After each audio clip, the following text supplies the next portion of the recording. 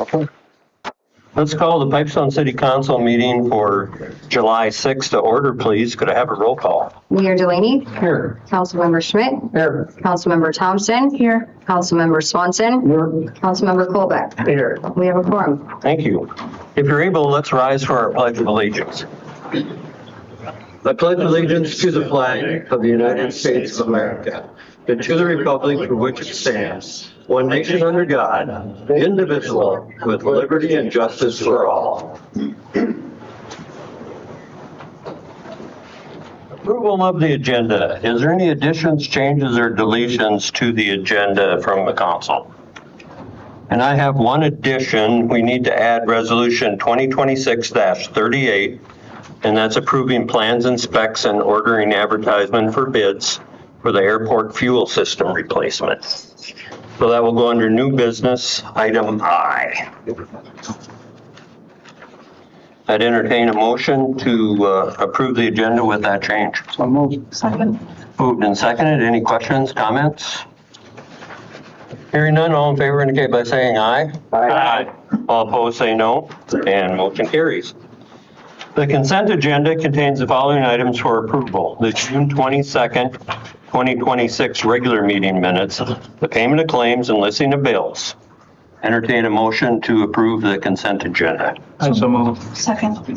Moved and seconded. Any questions, comments? Hearing none, all in favor indicate by saying aye. Aye. All opposed say no, and motion carries. Community concerns is up. Anyone signed in for community concerns? Mr. Mayor, I have 4 people. First on the list would be Myron Coots. All right, come on up, Myron. Introduce yourself at the podium and give us your address, and we'll listen to your concerns. My name is Myron Coates. I live at 103 10th Avenue Southwest here in the great city next door.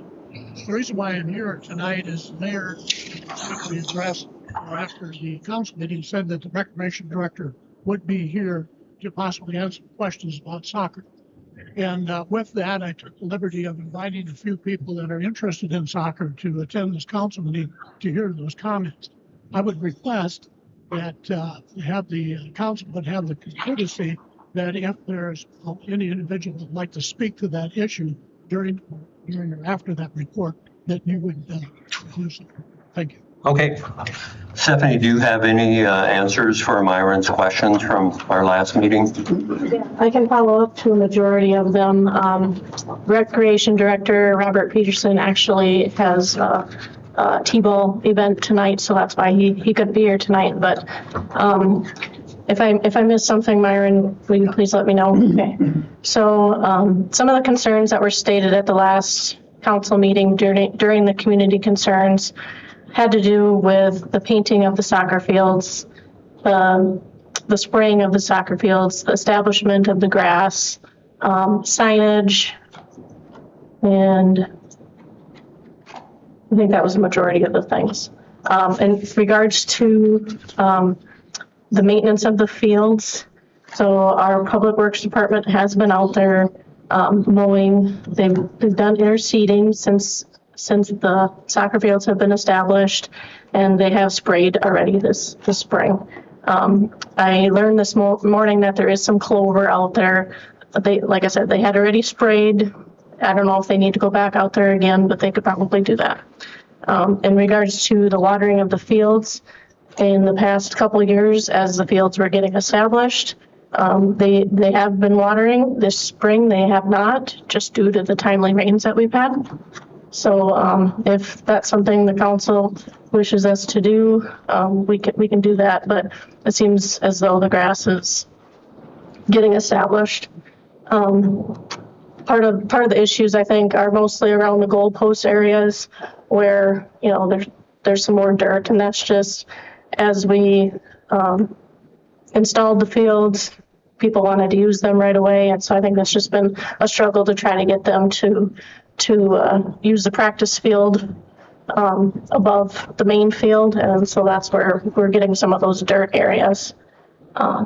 In regards to the rental fees, so the first year where the soccer league was using the fields, a recreation director and I had worked with them to develop an agreement where they would pay basically to cover the cost of the paint of the fields, which is about $250 each time.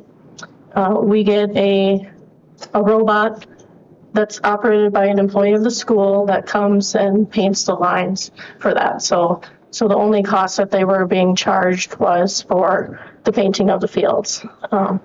We had some issues getting those fees paid.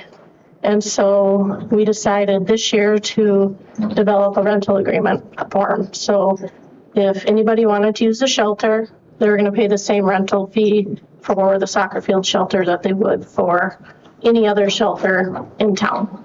We felt that was fair. And then as far as painting of the fields, if you wanted to rent the field for a certain event, you could do so.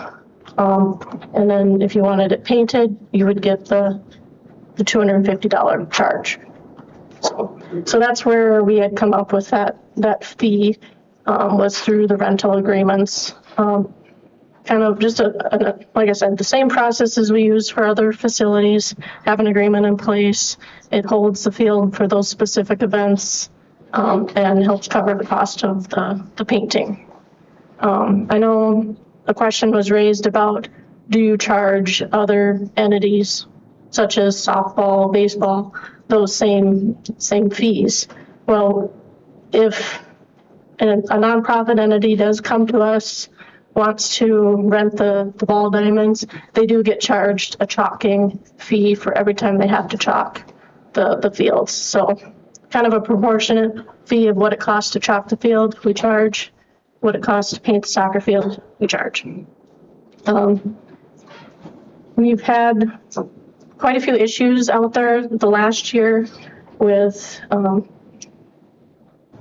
people leaving garbage and our staff having to go out there and check and maintain. So those things were talked about. And again, it's a public park, but I just kind of wanted to know that there were some issues last year with people that were renting the facilities, and that's kind of why we changed the process there.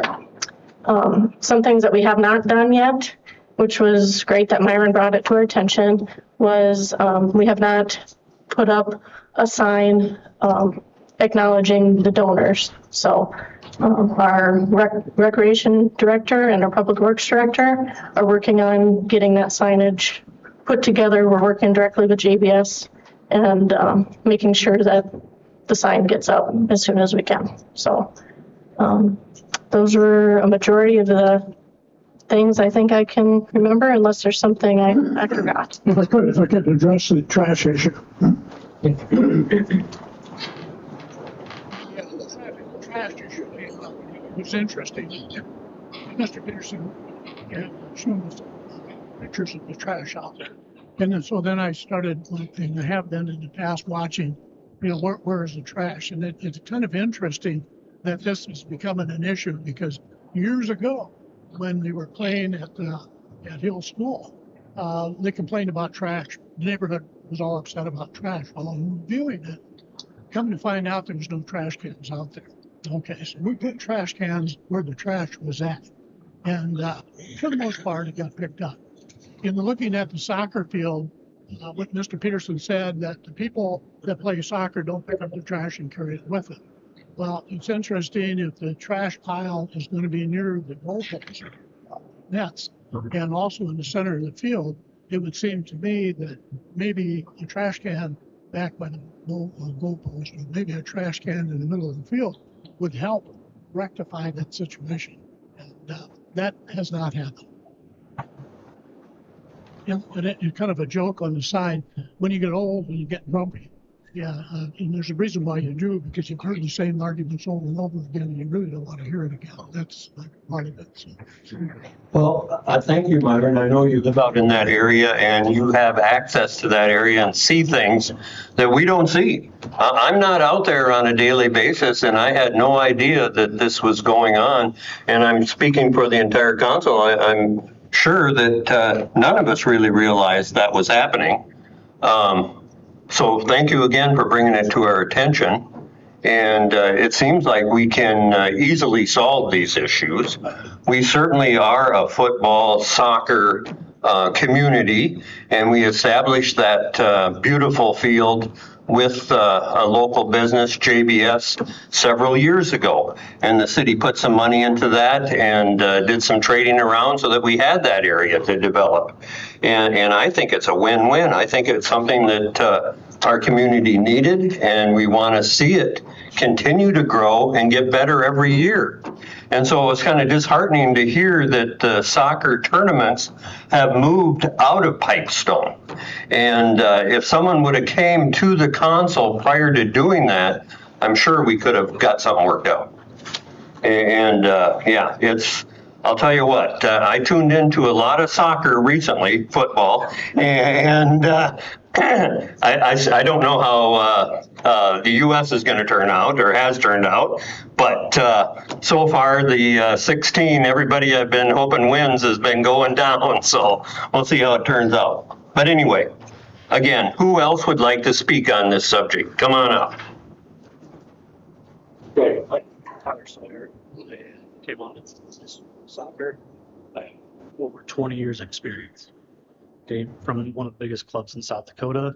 I have a couple questions that arises to me about these soccer fields. Playing semi-pro for 2 years myself, the fields aren't taken care of. If you guys go out there, Byron addresses the trash. I can tell you every day before practice, I'm out there picking up trash. Trash cans are full. Not cleaned up, they're full. There's nowhere to put the trash, but it's not the soccer people. It's the public coming out and trashing the fields. For Eric and Jorge, who was on the board with me that are here, I can attest to you, we are not trashing and we pick it up before and after. Now, more trash cans, absolutely needed. But we also got to review the fire hydrant. I don't know if anyone's aware of the safety hazard that fire hydrant causes at the soccer fields. And you, Mr. Mayor, you say we're a soccer community. We can never have a legal soccer field at that facility. Do you guys know the length of a legal soccer field? 120 by 80. You know what that 11-a-side field sits? Maybe 52 yards wide by maybe 105. And you can never move it. I don't know if any of you have been out there. There is a fire hydrant that is a safety concern with 2 drain tiles. You guys can never shift your fields to rest them, to let grass grow, but the kids are not safe with a big yellow fire hydrant in the middle of that complex. Any of you watch soccer? Mm-hmm. Have you ever seen a fire hydrant in the middle of a complex? So that's an issue. But now let's be specific here, though. My understanding is that fire hydrant is in between the 2 fields, in the middle. So you're talking about 2 fields side by side Correct. with a fire hydrant in between them. I've sent Cody Hyderbrink the legal lengths of the field we'd like. Yeah. He asked me to, we'd have to go to Mr. Peterson. Even the fields we paint, he can't do. Like, we can't put legal soccer fields. These aren't legal soccer fields for these kids to get the game. I've sent him all the dimensions that is for our 9 and 10-year-olds, for our 11 and 12-year-olds, and the 13 plus. I actually went to Eric this year and said, we can't play on this big field. We got to play smaller, and then we have a goal issue. We have the wrong size goals for the younger kids. Yeah. Things that we didn't look at, but we bring up the painting. $250 to paint a time. This robot, do you guys know the data on the robot? I actually sat in on a demo out of Sioux Falls when Sioux Falls purchased theirs. To paint a big 120 by 80 field, do you know how many gallons it takes? 0.51. $250 to paint those 3 small fields. You know how long it takes for them to paint the field with this robot? No human is doing this. All he has to do is hit a tablet. Any guesses? 24 minutes. $250 for That and the paint, you can get 2 jugs per case for $217.80. Or you can get a cheaper brand for $71.50. That's 2.5 gallons. I think we could paint the whole season with that. I've asked Eric, we've had to beg him to paint the fields for us. We've had to beg him to mow the grass for us. We're trying to be a soccer community. I know it's football. I know it's baseball. I know it's softball. We're growing. 64 people in the spring, Eric, right? 81. My goal is to play year-round in Pipestone. I'm trying a fall season. Someday I'm going to go to the school and try to play indoors. The town wants this, but we can't keep operating at 250 times to paint. That's almost, what do we have, 5 weeks? 1250. How often do you have to paint the field? Do you have to paint it before every game? I mean, Is that reasonable? Or no? theoretically, you're supposed to be diluting the paint with half water. And that gets you more longevity with the paint in the fields. Okay. But we don't know.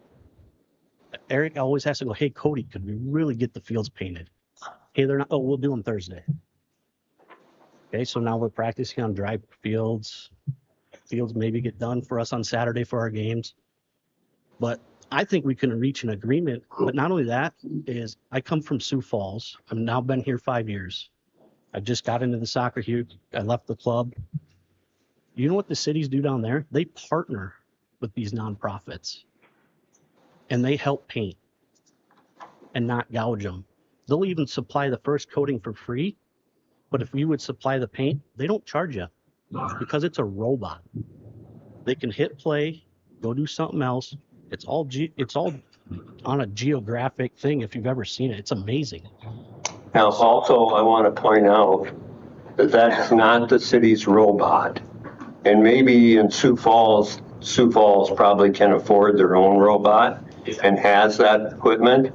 We do not have that equipment. We rent that equipment from the school district. And the school district charges the city of Pipestone $250 each time. And so we are just passing that along. That was my information from the Park and Rec director. $125 no charges. $5. Then you get charged that plus $2 that we agreed to pay. You gotta charge it. The school charges the city under. Yeah, so I'm trying to come to is we're willing to work and we're starting to grow. I think we can, as a city, as a school, someday this might be a Pipestone school sport if we could ever get the football facility, because that's what's needed. People come up to me, do you ever think we'll get it? I said, not until we can get a legal field. And then I'll start pushing for it. But I think we got to work in an agreement, either with the city or the school, but $250? I mean, I'll buy the paint out of my own pocket. Because I know that paint for 2.5 gallons can probably last us a whole season. I can add, I was also told and shown bill by the school district that it was, I believe, 7 gallons of paint. It might have been 5, but I believe it was 7 gallons of paint that was needed every time. And our bill was $250. So maybe there's some misinformation on either side. I'm not sure, but that is what I've been told, and what I've seen is that it was $250 each time, that the city was not making any money on this. So if that's incorrect, I think then I will have to meet with the school board or meet with somebody to figure out where the discrepancy is. Well, first of all, when Tyler's finished, we'll have someone else come if they choose to. But Tyler, I want to thank you for bringing this information up to us. And the fact that you're here and interested in this sport and want to see it succeed, we're on the same page. So appreciate what you're doing. And I don't see a reason why we can't get this worked out.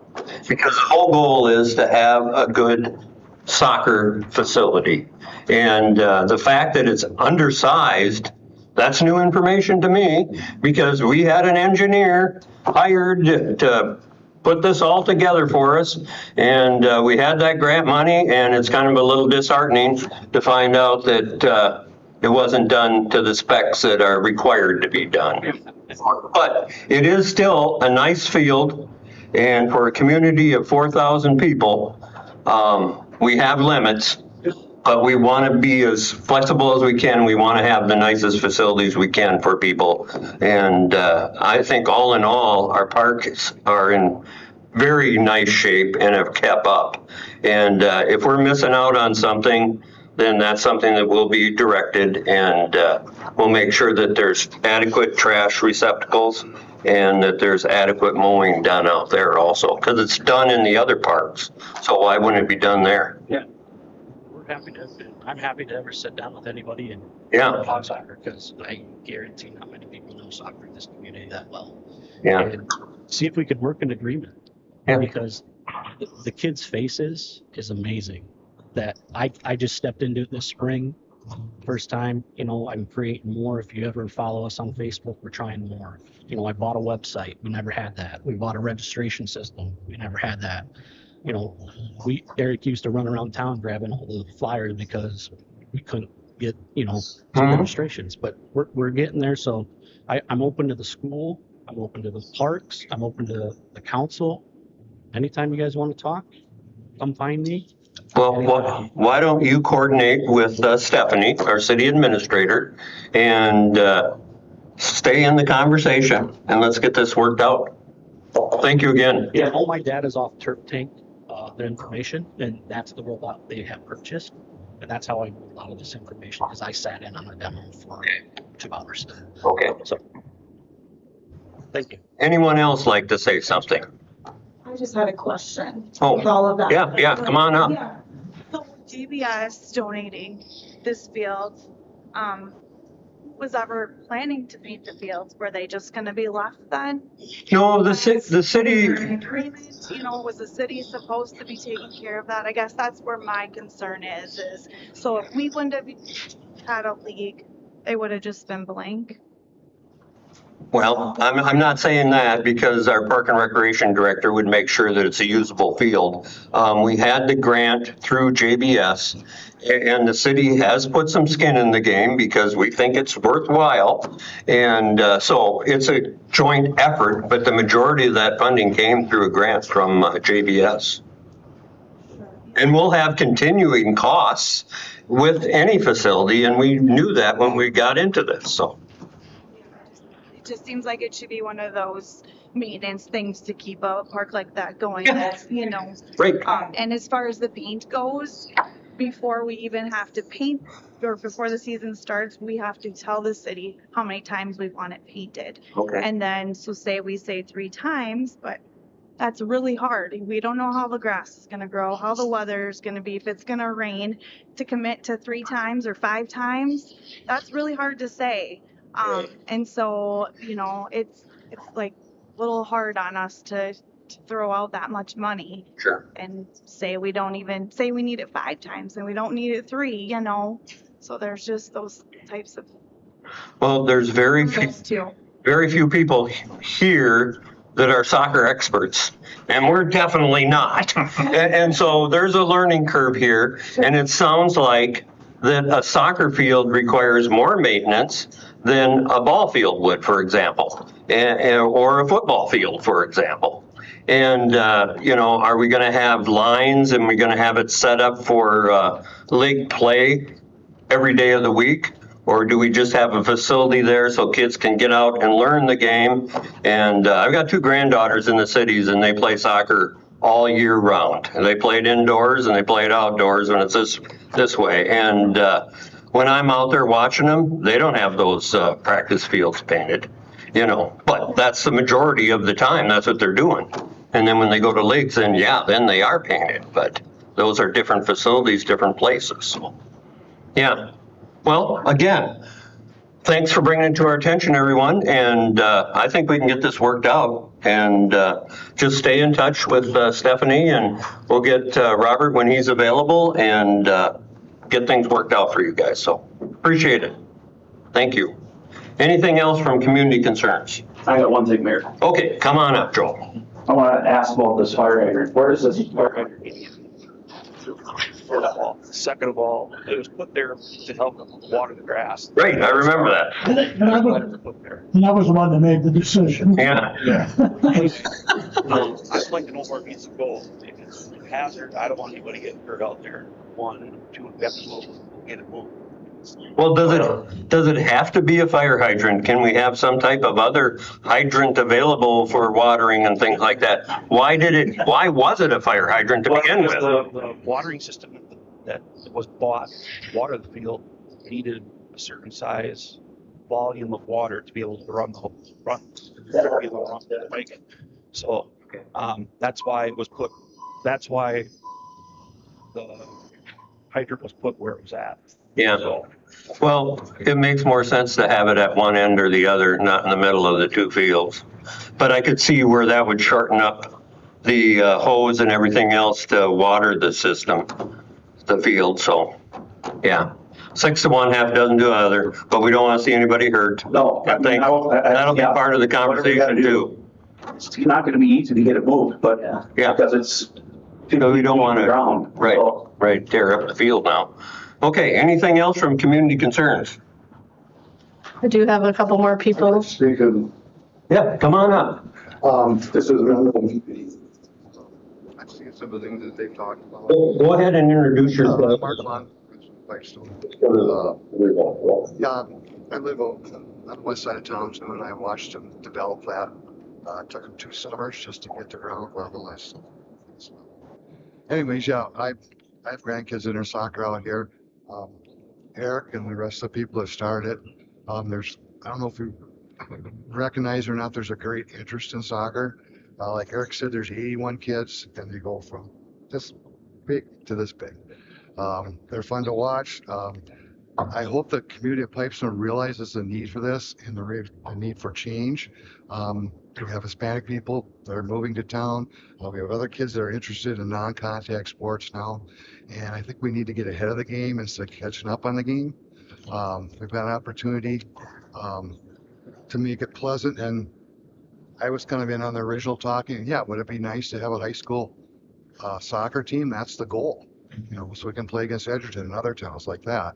But are we getting to that goal? There's very few sports that there are 80 kids in. So yeah, as far as the facility itself, I've kind of watched the whole time because I live out there. They're in poor condition. I know they've reseeded them a couple times. I don't know why you could grow pumpkins there, but you can't grow grass there. It doesn't make sense to me. But anyways, yeah, the trash can thing is valid. You can't clean up after that many people with one trash can. There are no picnic tables underneath the shelter. I have questions as to, and I have for years, I've talked to previous city administrators, how the school and the city interact with each other and how they rent each other to things, and that it's fair for everyone. It did come up earlier about, are they paying for this? Are they paying for this? Is the little football team playing for their ground? Are they paying for their lining? Are they paying for this? I don't know nobody knows what's going on. That's part of it, and I think they want some transparency. I think the whole city of Pipestone would like it between the city and the school and find out what's going on. Another issue is the added costs that they have this year compared to last year. Last year, they were still waiting for it to be developed. So they moved them out to North Hiawatha on the Patrick Grounds parking lot. Funny, they didn't charge them anything all last year. So there's no charge for any lines. There's no charge for any of their services. And so to me, that set a precedent. So obviously this year, they didn't know what to expect. They have all these added costs. Can't give it all to the kids and the parents. There's low income kids and things like that that need to be able to participate. And yeah, it's sad because, like I said, we need to get on top of it. And yeah, go out there. If you haven't gone out there, go out there. Go out there and watch one. And my other last concern is they're starting another season in August. So we've got an opportunity here from here to August to start another season. And how many sports have 2 seasons to have enough people signed up for that? So yeah, please do what you can. I would appreciate whatever attention you can give to it, and we could catch up with it and provide a nice facility for our children. Yeah, thank you, Mark. And I would point out that our Park and Recreation Director does know what's going on between the city and the school and has worked very closely with them on several different sporting events for several years. And so there is a process in place. It's not the job of the council to know what that process is, but we do have people that do it through our Park and Recreation Department. And so we'll continue to try to get better. And thanks again for bringing this up to our attention. Any other comments on community concerns? Well, I just want to point out one more thing. Community concerns is right at the beginning of our agenda, isn't it? And why is that? Nobody's ever asked me, why do you do community concerns right away? Because we've got some pretty important business to do. But guess what? Community concerns are the most important business that the city council has. And that's why it's at the beginning of our agenda. Right after we get done with our housekeeping, approving agendas, we go into community concerns. And so appreciate everyone that's come in. And I would encourage more people to come in for community concerns. And later on, we'll be talking about the 2027 budget, and we're going to set a date for people to come in and talk about that budgeting process too. And that would be the time to come in with these questions and comments and make sure that the entire council is aware of what you want as a city. That's what we need to know. We try to do the best job we can, but we're not mind readers. We have to have people tell us. So again, thank you. Okay, we'll move on. We'll move on to the proclamation. I have a proclamation to read here. A proclamation of the City of Pipestone recognizing and supporting the city's sesquicentennial and the United States semi-quincentennial. Whereas local governments are the bedrock of American democracy, providing 336 million residents with the most accountable, responsive, inclusive, ethical, and transparent government in the world. Whereas from the nation's smallest villages to its largest cities, America's local governments have been essential in transforming the United States of America into the greatest, most influential nation in world history. Whereas the city of Pipestone was first platted in 1876 and incorporated in 1881 and is proudly served today by Mayor Dan Delaney, council members Roger Schmidt, Scott Swanson, Verdine Colbeck, and Daniel Thompson, and municipal workforce of over 100 dedicated public servants. Now, therefore, be it resolved that the City of Pipestone hereby recognizes the City of Pipestone sesquicentennial and semi-quincentennial celebration of the United States of America as an opportunity to educate, preserve, and invoke during these milestone anniversaries. That this resolution shall be in full force and effect at the earliest period allowed by law, and that's dated July 6, 2026. Thank you. Quarterly reports. Liquor store.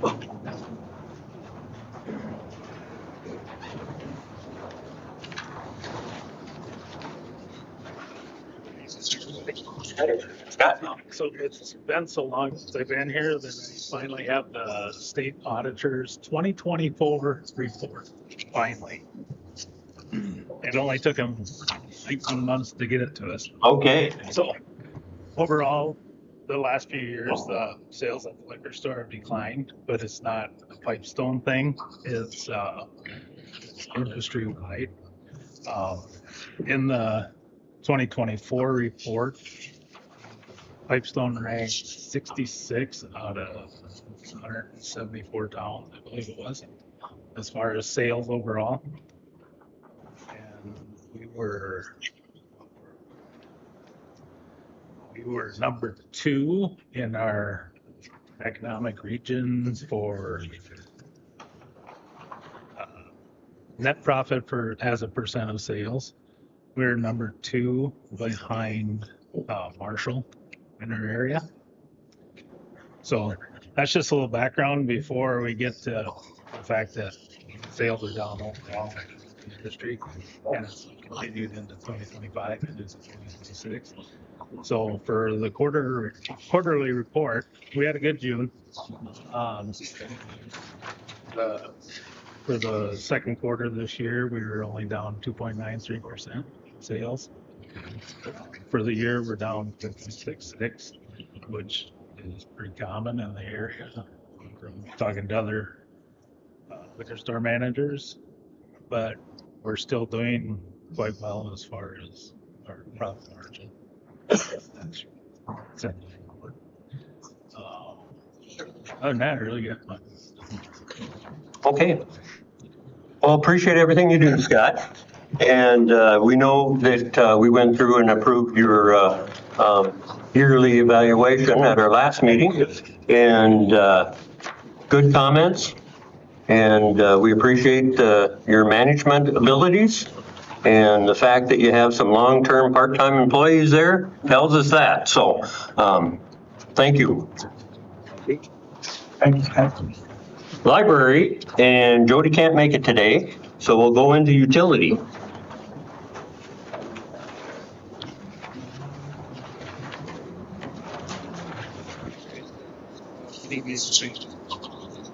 Should receive my report.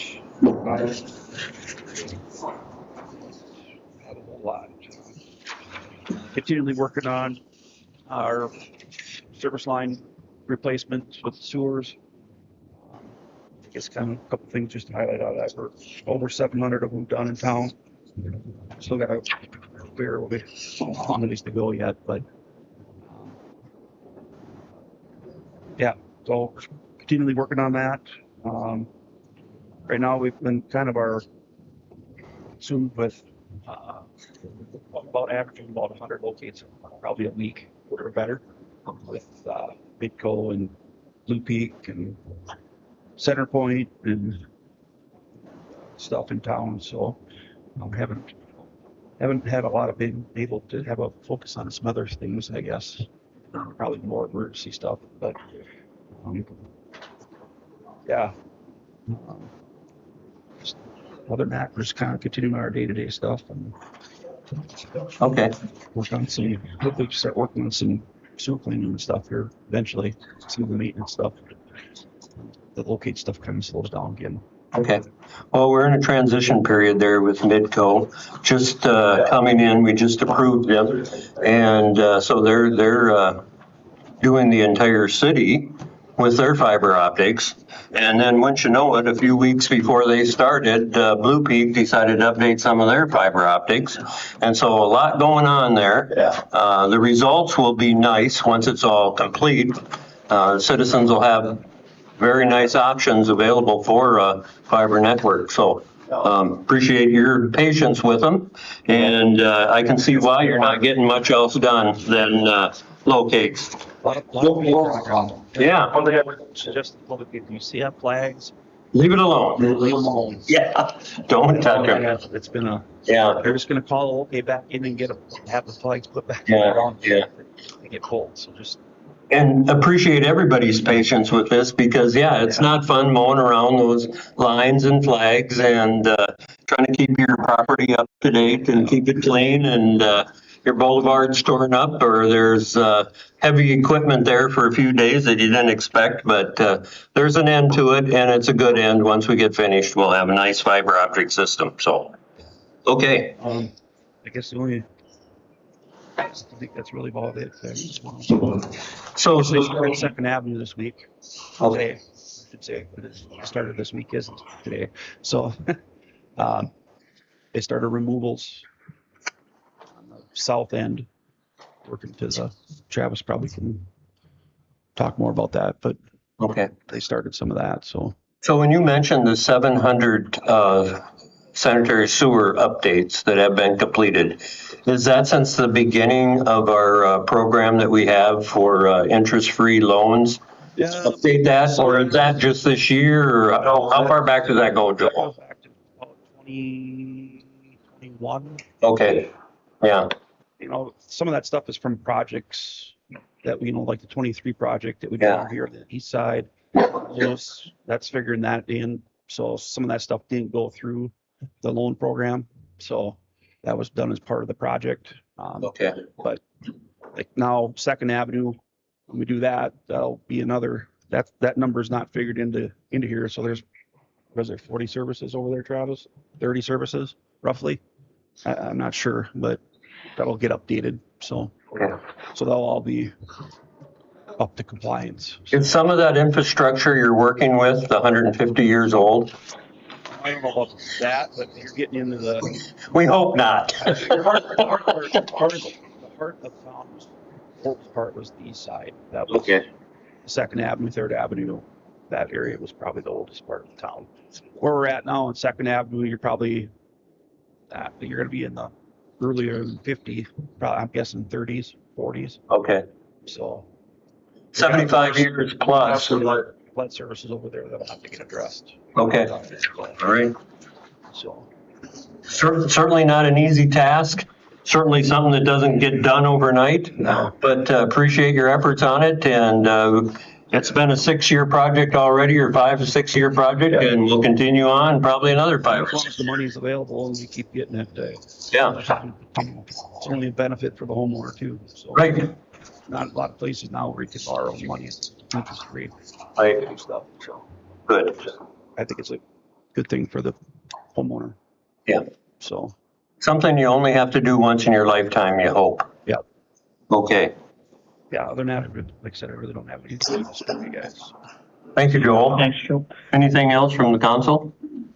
Okay. Is the gas company done digging in town? The last time I talked to them, they were, I think where they're at right now is kind of the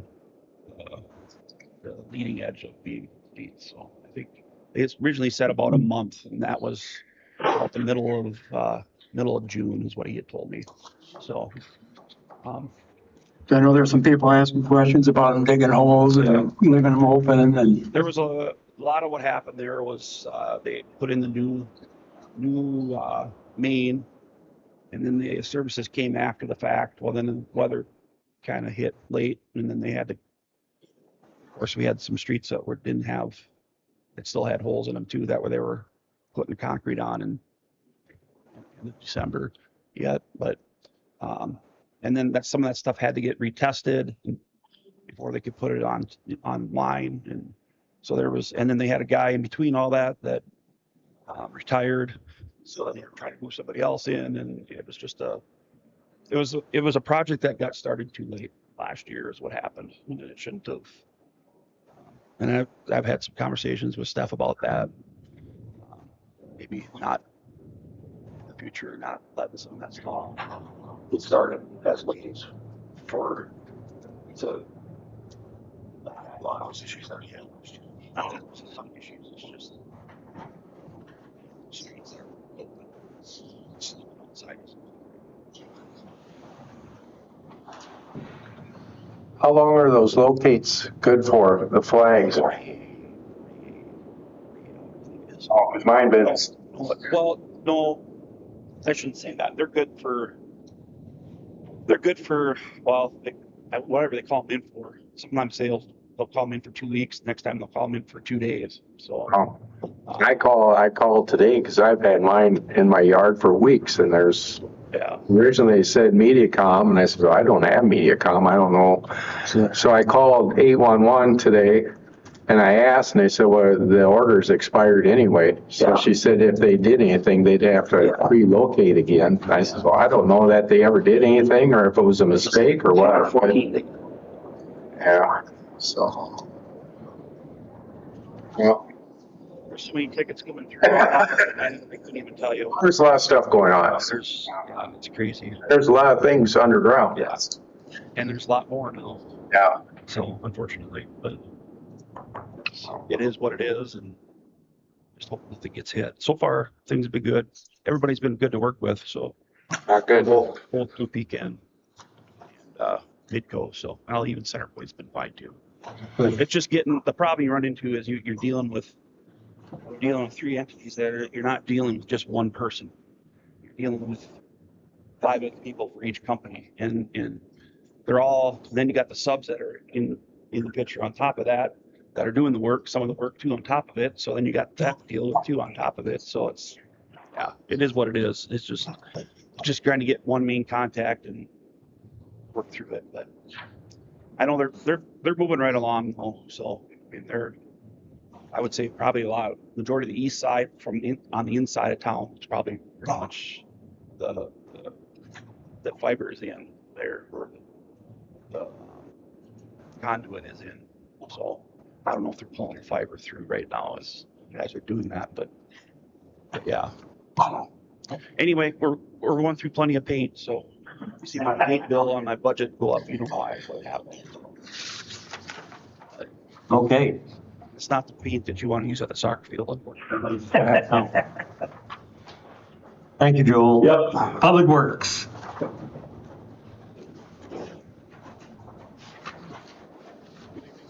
Hello, Mike. Questions on the first part of the report at all that I got printed out? You're gonna tell us about these Yep. smart boards. The communication boards, they just came in last Thursday or whatever. That one is they call it a sandwich board style.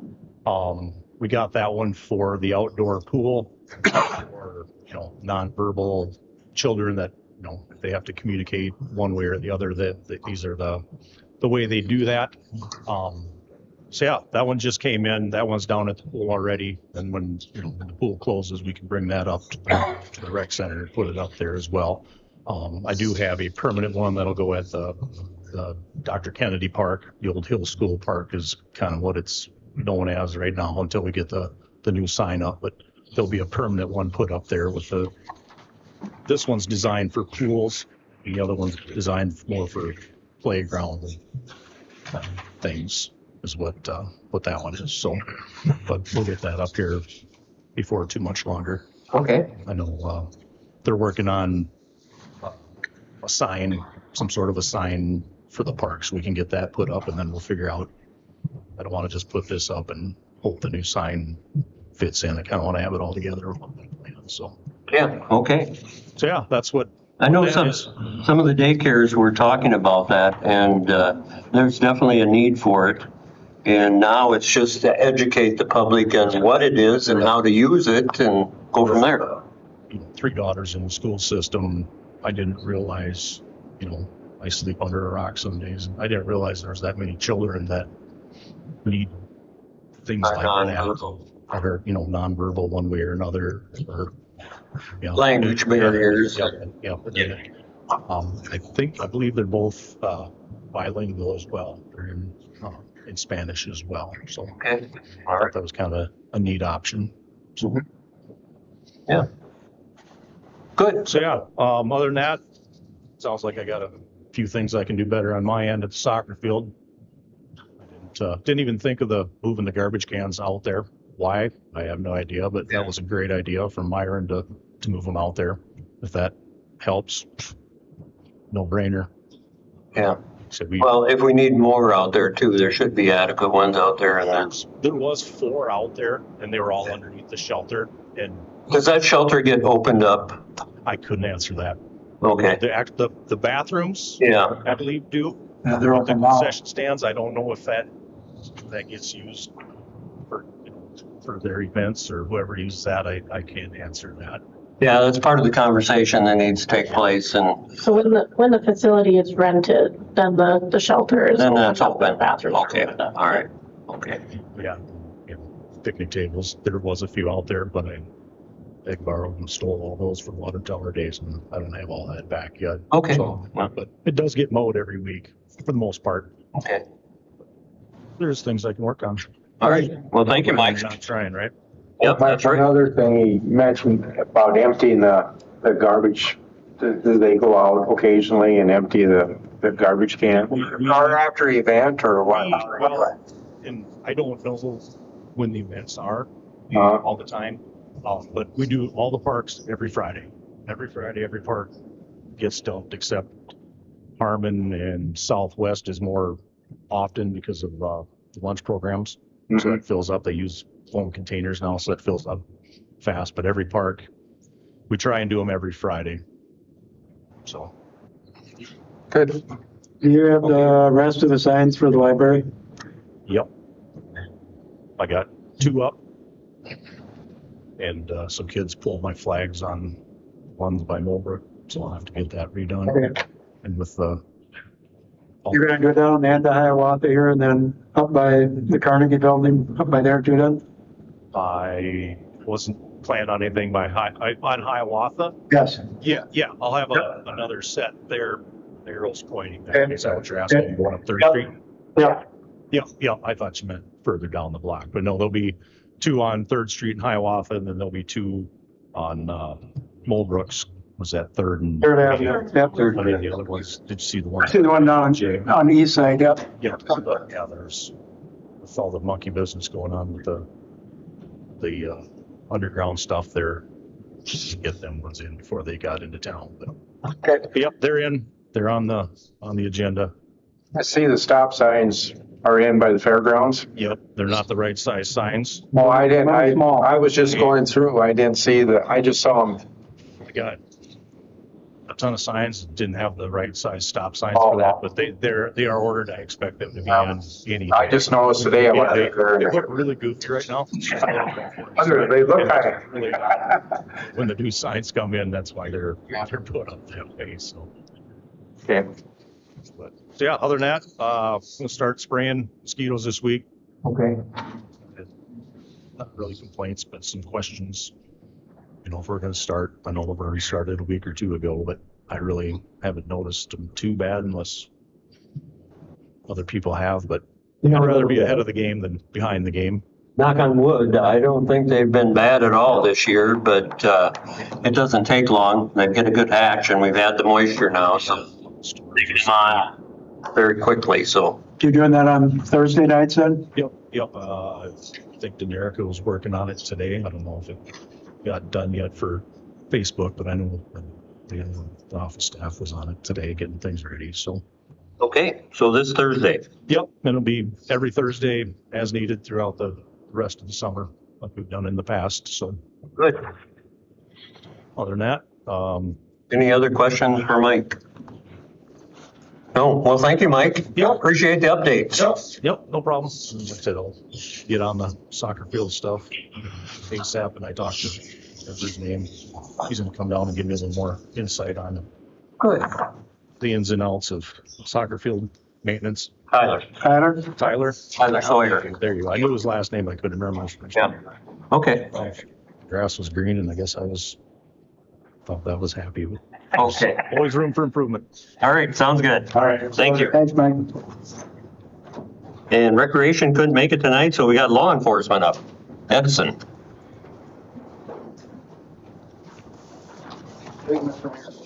Edison Dane, Lieutenant with the Sheriff's Office. I'm here on behalf of Sheriff Freeman. So I think you should have the printout of our recent reports for the last quarter. So we had 871 total ICRs. We've been pretty busy.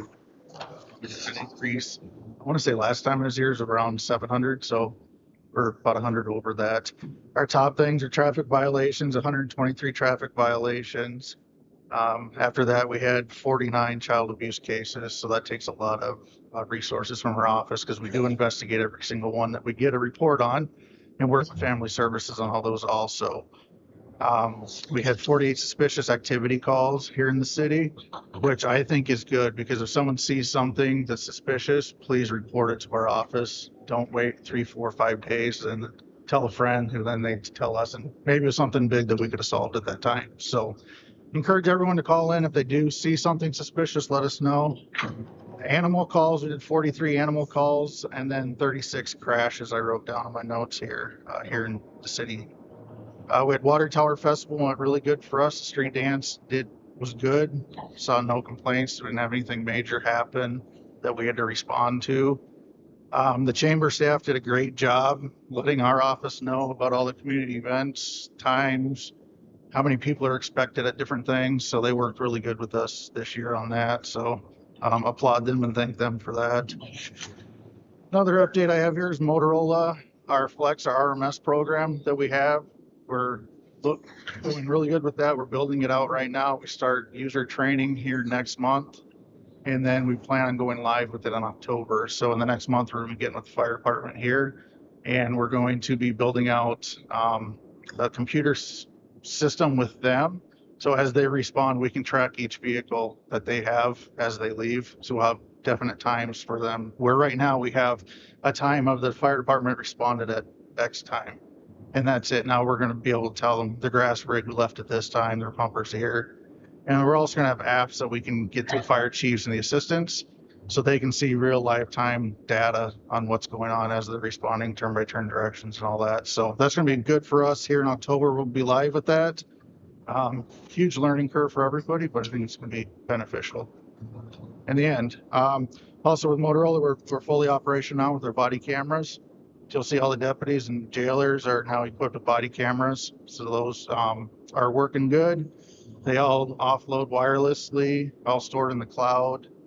Really great software that we have now. And that also, we upgraded all of our cameras in our squad cars too. So we're running high definition cameras for everything now. Great investment for the community. And then our speed trailer, we have our speed trailer out. You'll see that. We had a few different areas that we talked about at one of our liaison meetings that we've put the speed trailer out. So if anyone sees anything where they would like it, and, speed in one area or not, just get a hold of us at the sheriff's office. We can get it moved around anywhere in town. So we do bring it out to the other communities for different festivals, but it is always available whenever we have those complaints. And then lastly here I got is our liaison committee meeting is, I believe it's next week, our next quarterly meeting. So look forward to that. And that's all I have for you.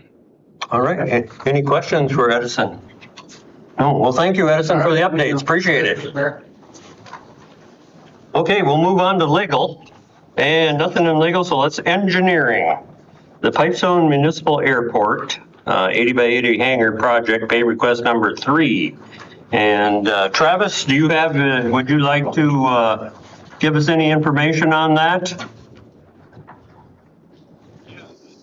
The hangar is moved along very well. It's just a pay request that is in compliance with the specifications and plans, and we recommend approval. Okay, and that would be for $347,000, $347,005.15. I'll make a motion. Entertain a motion. I'll make a motion to approve that pay request number 3. Second. Moved and seconded. Is there any questions, discussion? Well, when will that project be completed?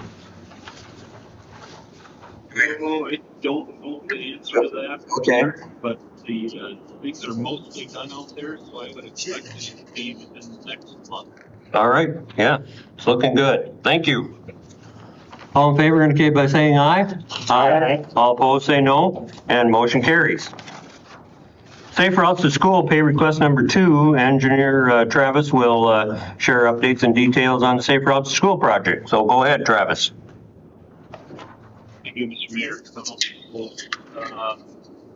As similar to the hangar project, the Safe Routes to School job is mostly done. Everything is tracking within budget. Total of the current request is $663,647.44. We reviewed that and recommend approval. Okay, I guess one of the questions that I had come up was the leveling of the sidewalk.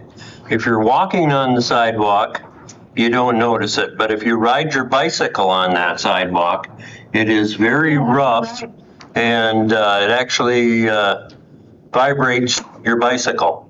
And it isn't that way on other sidewalks. I wonder why this project is that way. So what I've noticed is where they had to actually form the sidewalk up and do things manually, it's great. Where they use the machine, it's very wavy. I rode my own bicycle out there this weekend, and it is not a smooth ride. Specifically, I would say north of 4th Street and around, out towards Playmore Curve. That's the worst of it right in there. And there's a lot of community complaints about that. What can be done about something like that, Travis? We've met with the contractor, we've reviewed it. We were out there with a long straight edge. If there's more than a quarter-inch deviation, we have them replace those sections. But it was definitely where the machine pouring happens. And, unfortunate, it's not something you can see when you walk across it. It's not something you can see visually, but you can feel it, from what I understand, when you ride across it. But we will have those removed and replaced. Okay, so the plan is to get that up to the proper specs and leveled out then. All right, thank you. I'd entertain a motion to approve pay request number 2 for $663,647.44. I'll make the motion. So moved with fixing what's been spoken about here. We want to make sure that it gets fixed if it's not right. Yeah. So we have a motion on the floor, it's been seconded, and then are we adding to that motion that it would require? Yeah, add to it with the engineers looking at it and straightening out the problems that have been addressed. That makes sense? Okay, all right. Is that correct? I mean, As long as I'll add it to my motion. Is that the proper way to do it? And then, Okay. And then also, is there a retainer yet that we're holding, Travis, at this time? And this is not a final pay request. Yeah, there's 5% retainage. There's work yet to do, and punch list. Okay, all right. Well, thank you. Moved and seconded, all in favor indicate by saying aye. Aye. All opposed say no, and motion carries. We'll move on to old business, and we have no old business, so new business. Paycom Human Resources Information System and Payroll Services. And Madison is here to explain that a little bit. And we'll turn that over to Madison and Stephanie, and we need some information on this. So go ahead. All right. Well, thank you all. My name is Madison. I am the account executive here with Paycom. Stephanie, I just requested to share my screen. I don't know if I'm allowed to do that. I think I hit the button. Yep. Okay, perfect. It said I had to request. I just wanted to make sure. Can you all see that? Maybe. There we are. We got it. Okay. Awesome. Sounds good. Okay. Well, first and foremost, thank you all for adding me to the agenda for this evening. And then Megan and Stephanie, obviously, I've spent a lot of time with you guys, so I want to thank you for that.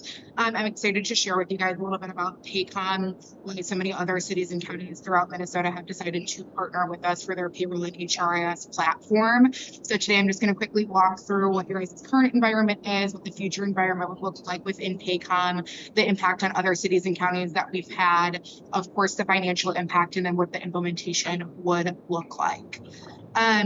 So first on our list here is obviously established in your guys' space. So we are very proud to partner with Carlton, Todd, Redwood, Logan, Morrison, Becker, Cottonwood, Medina, Pipestone, and Nobles County.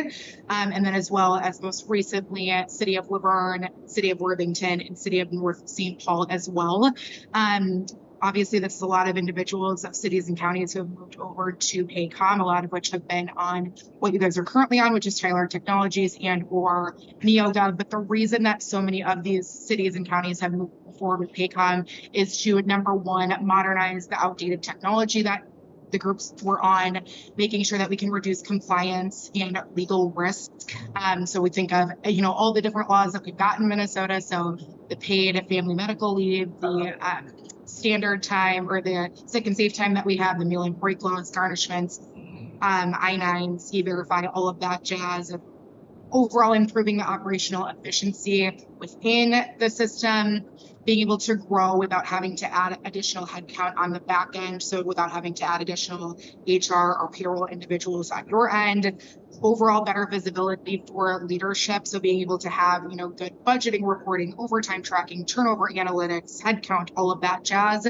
Overall improving hiring and retention, improving accountability across departments, and then supporting the long-term strategic growth. So those are just some of the reasons why most of these cities and counties have decided to partner with us, but just wanted to at least paint the picture of the way that we've been able to connect with all of that.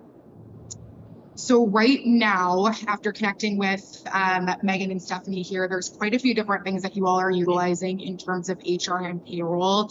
Of course, there's going to be the Tyler technologies that you guys utilize, but everything else outside of that and the true accounting system is really the ladies on the left-hand side there, which is Megan and Stephanie, who are doing the manual reporting and pulling all the timesheets and waiting to have all that information in and then manually putting it into the system. So with having disconnected systems and having to piece all of this stuff together, it's obviously harder to gather the information that you all are looking for, and obviously hard to stay compliant within that as well. So what we're able to do within Paycom is one of two things. The first thing that I just wanted to show just briefly here is, if you guys are not aware as to different payroll and HRS systems, they're grown in one of three ways, with either acquisition, partnership, hybrid, whatever that may look like. So when we think of different groups that you all could look at or be on, right, you think, why Paycom and why not any other provider? Because all of the other providers besides Paycom have grown in one of these three ways, where it's going to still be a disconnected system where you're not able to actually gather all of the information as easy as you would within Paycom. So where they're saying that they're a single software, but it's not necessarily the same. Where we differ is how we started at the very beginning. And so Paycom started in 1998. We had grown our entire HR and payroll platform specifically with in-house. So everything that you can think of through the entire employee life cycle is going to be within Paycom directly, making sure that you guys are obviously going to have all of the information, all the tools that you could possibly need when you're doing anything in terms of HR and payroll.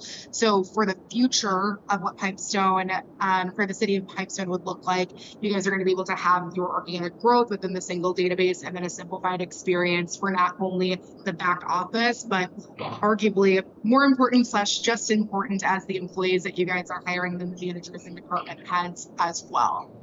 So what I've done is, we most recently partnered with the city of Laverne maybe like a month or so ago, and they actually had referred you all over to me. So I'm happy with them that they sent me over to your guys' way. But here are the amount of hours that we were able to save on an annual basis just from the payroll and HR team in the back.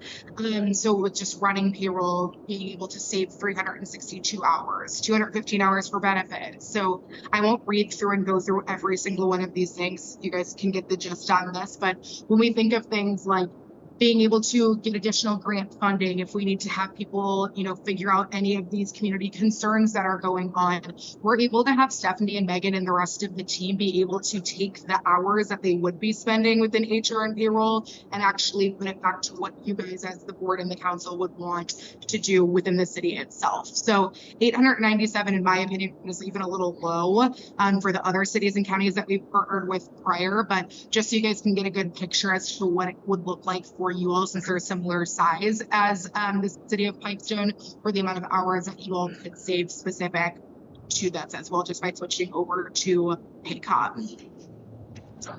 The other thing that we discuss is SG&A impact. So overall payroll liability, the cost of your guys' current systems, the unwarranted overtime, all of that. So again, I utilized the city of Laverne and what we were able to do specific to them. Of course, their cost of their current systems was much higher than what you guys are currently paying today, but just to get a good picture of what it looks like for the payroll liability and the unwarranted overtime as a whole. And then the last thing specific to them is the mitigated exposure. So again, like I mentioned, when we're talking about like Minnesota Earned Sick and Safe Time, the ACA exposure, the meal, rest, and break laws that there are, and then any other law that's going to come into Minnesota. As we know, there will be probably many more that come across our desk here. We want to ensure that you guys are following all the rules and regulations, whereas when you are in Paycom, we ensure that we have all the tools and regulations that you guys need to ensure that you're staying compliant with each and every individual law that comes in, and that you guys have a clear audit trail of that as well. The last example that I have here, Pipestone County, of course, we're in the same area as you all as well. They just partnered with us a couple of weeks ago, but this is what we were able to see in terms of the SG&A impact specifically for them as well, and what they had seen. Something I wanted to highlight for you all was the para and the para reporting. We're very well versed within that, ensuring that you guys have all of that information good to go as well. And I know that I had mentioned, of course, these are just some examples of groups that have come to Paycom most recently, but just to paint a clearer picture, this is Morrison County. We partnered with them in 2021. Obviously, they're a bit larger. They've got about 340 employees annually, with 3 different unions, but their true return on investment to them was over $520,000 just from switching over to Paycom. So just wanted to make sure that that was a clear picture for what we have done with other cities and counties prior, and what that could look like for you all long term as well.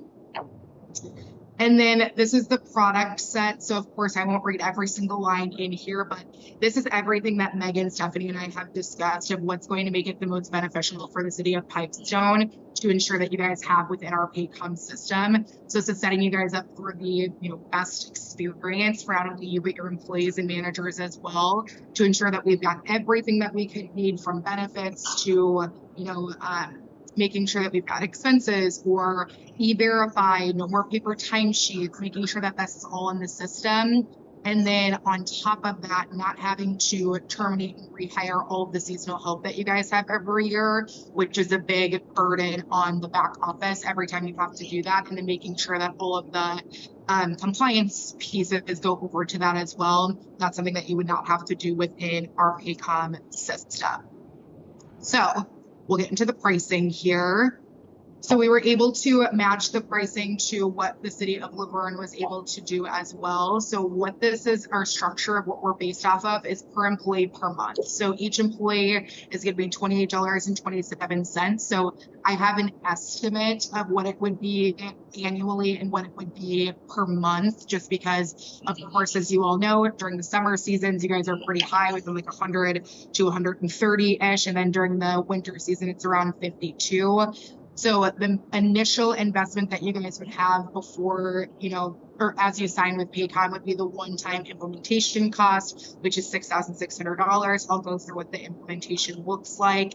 And then, of course, what that would look like for the rest of 2026 would be all in around $14,000. And then every year after that would be around $30,000 for the entire gambit of everything HR and payroll as well.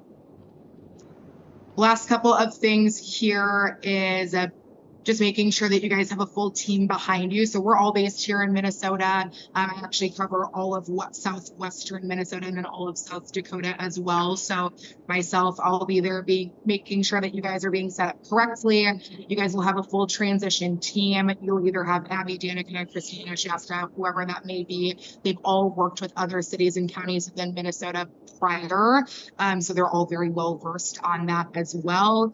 And then after you guys have gone through your entire implementation, which we'll get to here in just a second, you'll then have a long-term support. So if there are questions or comments or concerns regarding Paycom or anything that has to do with HR and payroll, you have a specific person who you'd be going to, where you're not having to wait on the phone for multiple hours, or you're waiting for somebody to get back to you maybe 5-6 days after the fact. They're going to be getting back to you within real time, considering they sit within the same state as us. For the implementation timeline, what we were thinking was around an 8 to 9 week implementation. So having you all go live within Paycom at the first pay period within September. So I won't go through all of this in full detail, but we've got it all completely phased out as to what this will look like, from collecting the data, making sure that all of that is going to be directly within Paycom, running parallel payrolls with you guys the 2 weeks prior to ensure that the numbers and everything is checking out for you, and that we didn't do anything incorrectly, making sure that everything looks good, and then having you all officially go live within Paycom. We also do all of the training. So whether that's myself or anybody else that's on my team specifically for the city of Pipestone, will ensure that all of your employees, your managers in the back office are fully well versed on what Paycom is, how this will affect their day-to-day, how to utilize it accurately, and what that would look like moving forward long-term. So some of the training strategies that we have, of course, the one-on-one model training, our tailored training content.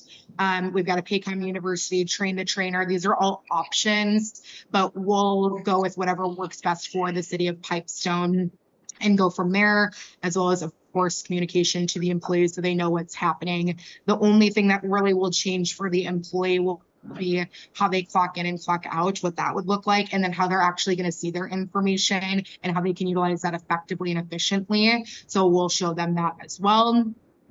And then the last thing here is just making sure that we're building a long-term partnership with the city of Pipestone. A lot of different groups will go, they'll sell you on a dream and then they run away and you never see them again. That's not where we are. We ensure that you guys are fully implemented. You have everything that you need. Once you tell us that you're ready to be passed off to your long-term support, then you'll go ahead and be with our long-term team. And then they actually track and make sure that you guys are utilizing the Paycom system effectively and efficiently. If there's anything that you're not utilizing or if something is slipping or dropping, we'll ensure that we reconnect with you all just to know that you guys are actually utilizing it how you were intended to use it, or take something out if it's no longer serving the city of Pipestone. And I tried to go as quick as I possibly could. I know I've been chatting for about 15 minutes here, but I'm really excited to have the opportunity to partner with the city of Pipestone. I know that connecting with Megan and Stephanie will be a really good goal for you guys to move forward with us. And of course, any questions, comments, or concerns from you all? Yeah, sure, Madison. The prices that you quoted, are they good for this year? And is there any type of agreement for the following years on the costs? Yes. Yep. So I have all of our cities and counties are locked in at a 0.45. So with the 3-year agreement, the first year, if anything were to go up, it'd be 0%, 4% the next year if it were to go up at all, and then 5% the year after that. So you say that again, it's 0% the first year. Yep. And 4% increase the second year? Yep. So that's if we were to increase the prices, you would only increase 4%. So if the company increased 10%, you guys would only increase the 4%. If we don't increase any, then you guys wouldn't increase any. 4 is your cap, in other words. Yep. Is there a cap after year 2? Yes, then it would be 5% for year 3. Okay. And roughly, we're talking about $40,000 a year with our employees, 100 employees, basically. Around 30. About 30? Mm-hmm. Does this include part-time employees too, Madison? It does, yep. Okay. And then now, it's some type of app on a smartphone? Is that how you're checking in and out for work? Correct. Yep. So they can either do the app, or we can set up kiosks within any, whether it's at the library, the liquor store, whatever that may look like, where they can clock in and clock out on like a physical tablet or like a desktop that we set up in a kiosk mode. Yeah. So are we requiring our employees to have a smartphone then? No, because if they wanted to go to work, there would be some place they could clock in as well. Okay, all right. Have you checked other systems besides this one? We've been looking at one other one, because we're also looking at changing our accounting system as well and possibly going away from Tyler Technology.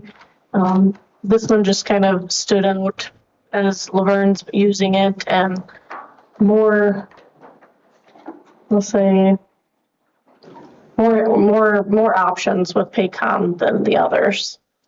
So, as she said, Pipestone County is switching to this as well. So I've sat through a couple of these on Paycom. I actually use it for one of my other jobs as well. We use Paycom for New Life.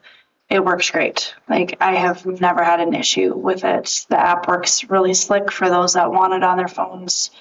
And they offer the same as well. If you don't want it on your phone, you can log in right there at the desktop and just log in and log. Is there some type of stipulation as far as when you log in? You have to be within a certain radius of your workplace? How would we be able to check if somebody's logging in when they're still having coffee in the morning? That's a great question. Yes. So they will have to be within a certain area that we decide together as to what that would look like. So whether that's in the parking lot, whether it's literally at the front door, whatever you guys want that to look like for whatever department that would look like specifically. Okay. So you could have multi-login areas into where City Hall would be logging in at City Hall, Highway Department could log in at their shop, vice versa. Okay, I gotcha. All right. Right now, we have paper time sheets, so they could write down whatever hours they want to. So this would be a more accurate. It's more accountability. Yeah. And then if somebody wanted to take vacation, they can submit a request and the supervisor can approve it and do it. It's all tracked within the system. And the other software system that we're looking for has the payroll option on that one. I don't believe has like all the compliance stuff with it. It's just the basic payroll system. So we wouldn't have to pay for that with that other software system if we would decide to change for our accounting stuff. We could still have Paycom and integrate into the new one. But this one would it would combine really well with the other one or what we have right now too, so. So this system gives you your net pay at the end of the pay period. All your payroll deductions are calculated, everything is taken care of, and you have one final amount. Okay. And then that would be presented to Melanie is that how it would work, or to Megan? Yeah. Okay. And then checks are issued. Is this a monthly or? Every 2 weeks. Every 2 weeks? Okay. Is there any other, I'm sorry, go ahead. No. Any other money savings from what we're using now when we switch that we're going to be saving besides the hours, obviously? We should be able to eliminate our payroll section out of Encode, so we won't need that anymore. So there'll be an annual savings with that software as well. So, and then just overall time savings. Megan, when she does payroll, half the time she's got to be getting ready for council at the same time. So she often gets stretched thin every other week. And so that's, to me, when you stretch that thin, that's when errors can be made. And here they're kind of taking away that liability by helping us with those things. What we're using now is not efficient at all, and it's very outdated. We definitely, I don't know, in the 90s. But old as math. Right. It's a lot of pencil and calculator manual stuff. Double data entry, which that alone can cause errors. Each person. Basic human error. Yeah, each person's timesheet I enter in twice just to get one payroll. As long as there's an option there, my only concern was that if you have an employee that does not have a smartphone, has no desire to have a smartphone, he has options available. Yeah, yes, absolutely. And it still fits in. Yeah. Yeah, good. Okay. All right. I'm looking for a motion to. Well, is there any other questions or comments? If not, then we could entertain a motion to approve. And my figure is I'm close to 40,000 a year with that upfront cost is 6,600. Yeah, so it goes by how many employees are being paid each or every other week. Okay. So in the wintertime, we made it down to 50. In the summertime, we're up to 100. Okay. So it's going to kind of fluctuate, but average cost is about 30,000. Okay, all right, good. So motion on the floor? I'll approve the purchase of the. And Danielle, did you second? Okay. Any other questions, comments? Hearing none, all in favor indicate by saying aye. Aye. All opposed say no, and motion carries. Thank you. Thank you, Madison, appreciate it. Consider Resolution 2026-37 calling for the sale of general obligation bonds, Series 2026A. Series Municipal Advisor Rebecca Kurtz is here from Ellers, and Rebecca, come on up to the podium and explain what's going to happen. We need some bonds to pay for some projects. Good evening, Rebecca Kurtz with Ellers. As introduced, what you have before you is to call for the sale of $3,130,000 of general obligation bonds, Series 2026A. The proposed issue actually has three purposes, including the Second Avenue Southwest Improvement Project in the amount of, and these amounts that I'm going to read include the cost of issuance, like the rating and attorney and all the fees. So they're not just the project cost if they don't match with what you've seen for project costs. So the Second Avenue total is $2,645,000. On that piece of it, debt service is paid with special assessments and then tax levy for the balance. The 7th Avenue Southeast street repairs have a project amount of just over $70,000. Debt service will be paid from tax abatement revenues, or ultimately that means a tax levy for that piece of it. And then the fuel tank replacement at the airport in a project amount of $415,000. Again, debt service being paid with taxes. With the tax abatement piece for the 7th Avenue Southeast street repairs, there will be a public hearing needed in order to have the abatement authority to issue that debt and pay for it with the tax levy. It is planned that public hearing would be held on August 3rd. That would be the same night we would award the bonds, and so that public hearing would be first. Assuming the public hearing goes as planned and the abatement is approved, then the bonds would be awarded later on that evening. The bonds before you do have a term of 15 years. Principal would be due in February, starting in 2028, and bonds would mature in 2042. The February principal payments, and then February principal and interest payments, August interest payments follows the schedule of the other general obligation debt the city has.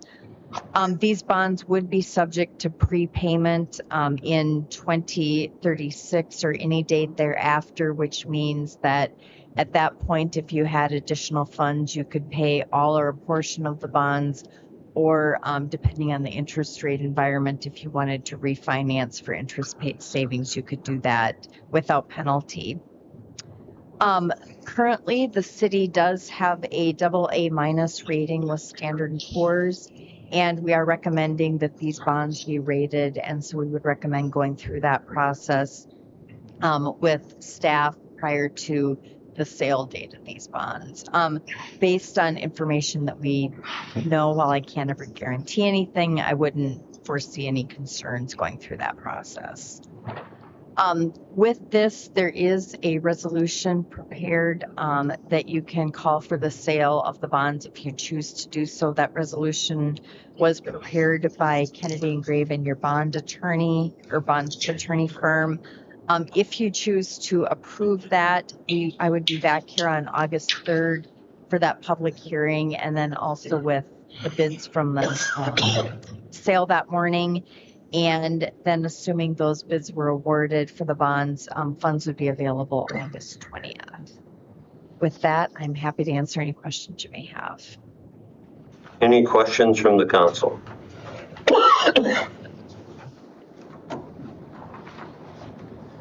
Do we have any debt service coming off in 2026, 2027? We're adding, of course, but that's why I was curious to see if we had anything coming There's off. one coming soon, but I am not, we're stretched out pretty far with other debt. That off the top of my head, but I can get an answer for that. I'll share that. And then as far as our percentage of debt to our capital, where are we at there? Give me 1 second. We have one. Just, you know, I know it's something, these projects are things that we need to do. And, but we want to be as transparent as possible. And it is a large debt that will take many years to pay back.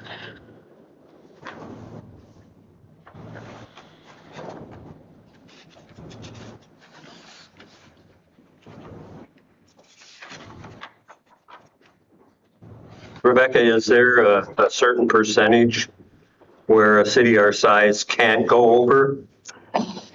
So there is, under Minnesota statute, there's a legal debt limit. And that debt limit is 3% of your estimated market value. And then from that 3% number, you subtract out debt that is paid solely by taxes. And so the street projects, utility projects, the tax abatement piece do not count against that legal debt limit. Okay. Things that would count against it are the equipment or the fuel tanks piece of this does. If you did like a city hall, public works, fire station, equipment like a fire truck or things, those count against it. I will say from the statutory legal debt limit, you have capacity and are well under. So there are not concerns from that standpoint. Okay, thank you. That answers my question, Stephanie. Thank you. So the information I've got right here is from our 2024 audit. And so coming off at the end of 2026 is the 2010 street improvement project, 2015 street improvement project, and the 2016 street improvement project. So that's debt that'll be done for those projects. And then again, this is as of the end of 2024. Our total outstanding bonds at that time was 31 million. Okay. So, which is well under our percentage. And it's good to hear too that most of this will not count towards that. So. Yep. Most of this, except for the fuel tanks, does not count against your statutory debt limit. Gotcha. Okay. Yep. Okay. Any questions from the council? Entertain a motion then for approval of resolution 2026-37. I so moved. Have a motion on the floor. Second. We have a second. Any questions, comments? Hearing none, all in favor indicate by saying aye. Aye. All opposed say no, and motion carries. Thank you, Rebecca. Sorry you had to wait so long. It was a lengthy meeting. It's still going. I was going to say it could have been longer, and we'll see you on August 3rd. Sounds good. All right. Blight properties, and Justin, you are preparing a presentation for us on some of the blight properties that we've been working on over the last couple of years, and we're ready to listen. What's the best solution? So I'm hoping you'll tell me. Yeah, okay.